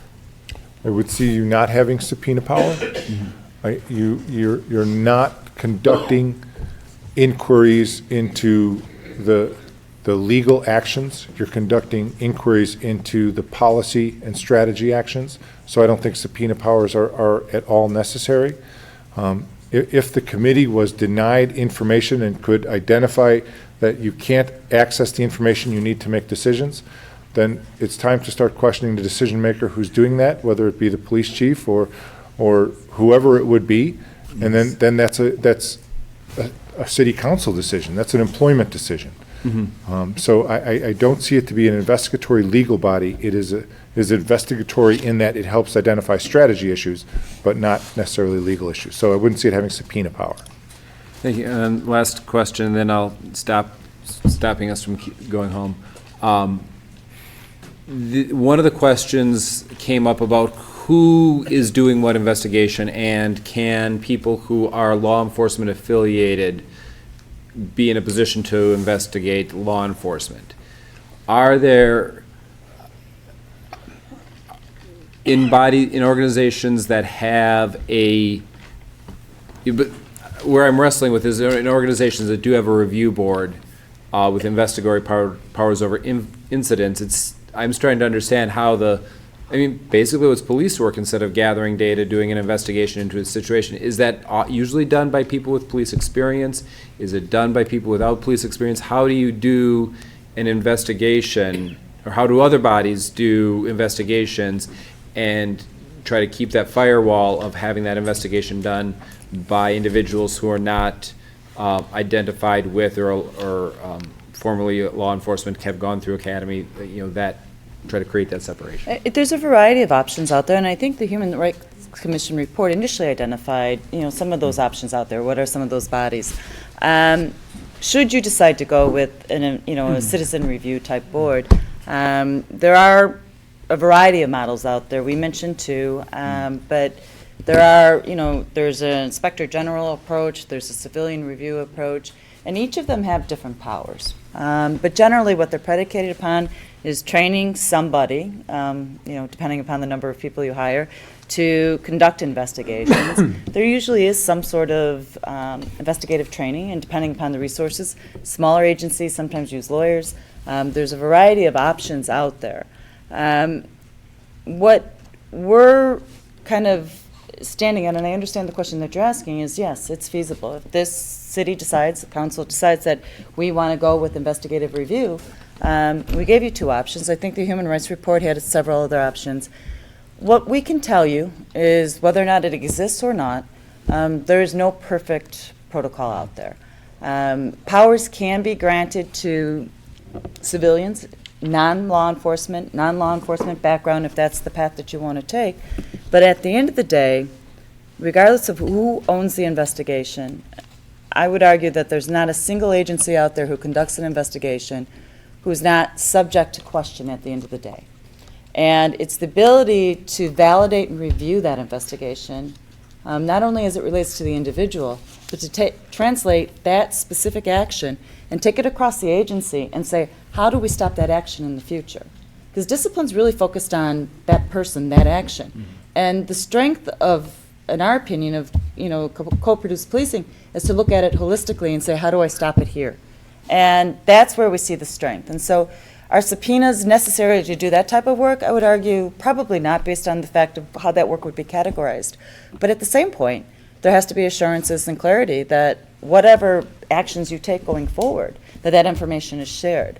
I'm not naive about that, and we can talk about that all day long, but at the end of the day, what we're proposing has significant power, because it has the power of the public, it has the power of the community, and it has the power of understanding and agreement. And while it's not a formal contract enforceable in court, at the end of the day, it is a contract not only with your police, but with all of you. And you all are the elected officials as well, right? And so it becomes a question of how do we make sure that this action that we're not happy with, and providing that we understand what happened and why it happened, how do we make sure that we don't see that going forward? And we frankly see that as the strength of co-produced policing, because you have all the information, you have the ability to validate, verify, or question, the sufficiency of an investigation. You might look at it quarterly and say, how come not a single officer has been disciplined in the last quarter for any of these reports that you show? I mean, those are all things that we see as the strength of a co-produced policing committee. But when it comes to investigating specific acts of misconduct, there are significant, structures out there. It's increasingly growing. We've identified a little bit. There's, basically three models, right? It's the civilian, it's the IG model, and then there's also a shared model in terms of where there's a police commission that does the investigations, as well as has that type of firewall that then does policy and oversight of the department. That's not necessarily the political structure here in Ann Arbor. And so to work the ultimate model that you decide upon into the Ann Arbor needs requires a little bit of, like you said, a little bit of manipulation around a variety of things. And so regardless of what's ultimately selected, it's not going to be a pretty wrapped package. It's going to be a compilation of a couple things. And we think that that makes it stronger. Through our report, we've identified what we think is a strong process, but we've also identified a couple of other options to examine. And we're available to answer and discuss that further as well if this council decides that that's what's needed. I know it's getting late, but a brief point on that is we are not dismissing the fact that there is in a significant portion of the community that we heard tonight and in other people that we spoke with, distrust in the police's capacity to do their own investigations. I am not saying that that's not an issue, and this, our moving forward, is not ignoring that issue. If we thought that that was the most important issue, we as a company have recommended that agencies go to outsourced internal affairs. We conduct outsourced internal affairs. We believe there are times when that has to happen. But in examining the internal affairs processes that we've seen, it's not your most significant problem. It's perception and trust and lack of community engagement and transparency. And we think this model will bring forward. If you want to take them both on, you could take them both on. It's cost and work, but it's hard and it's expensive. And if you can rebuild the trust and you can build transparency, you begin to solve the other problem at the same time. Yes. I had a question for you all, whether this idea would be viable. Last night, I was at a Western Washtenaw Dems meeting, and there was a candidate for governor there, a guy named Bill Cobb, and he's been many things in his career, but one of the things he was a police officer, and his idea, years ago, but he wants, his suggestion for this question of police was that he wants to work with the police unions to use a licensing system similar to other professions. Like I know in my profession of financial planning, if there's complaints, valid complaints against me, you would see them on a public website. And so this candidate for Michigan governor was suggesting that he was going to work with the police unions to publish, if you have a valid complaint against an officer, put it up on a website for the public to see. Do you think that's in the realm of possibility? I think that there's a lot that you can do to improve transparency on internal investigations here in Ann Arbor, independent of any law change. I know that nationally, you see it, I come from the city of Chicago, where they post all complaints logged against a police officer. But prior to that move, even early on, where there was a lack of clarity as to what they could or could not post, synopses of investigations were posted online with the outcomes of those investigations so that people had an understanding of the types of complaints that were coming in. Part of it is just shining light on what's happening. What are people complaining about? And bringing that forward. There's a variety of issues when we start talking about, putting Officer Joe Blow up there. And I think that's a little bit distinct from the licensing perspective. There's already licensing in place, has challenges, and we see nationally people are trying to make sure that what you're identifying happens. That if I get fired from Ann Arbor for misconduct, I can't transfer over to Ypsilanti without anybody knowing about it. And that becomes, I think, critical in terms of police accountability. But I also think that there are things that could happen now in terms of transparency that would be improved.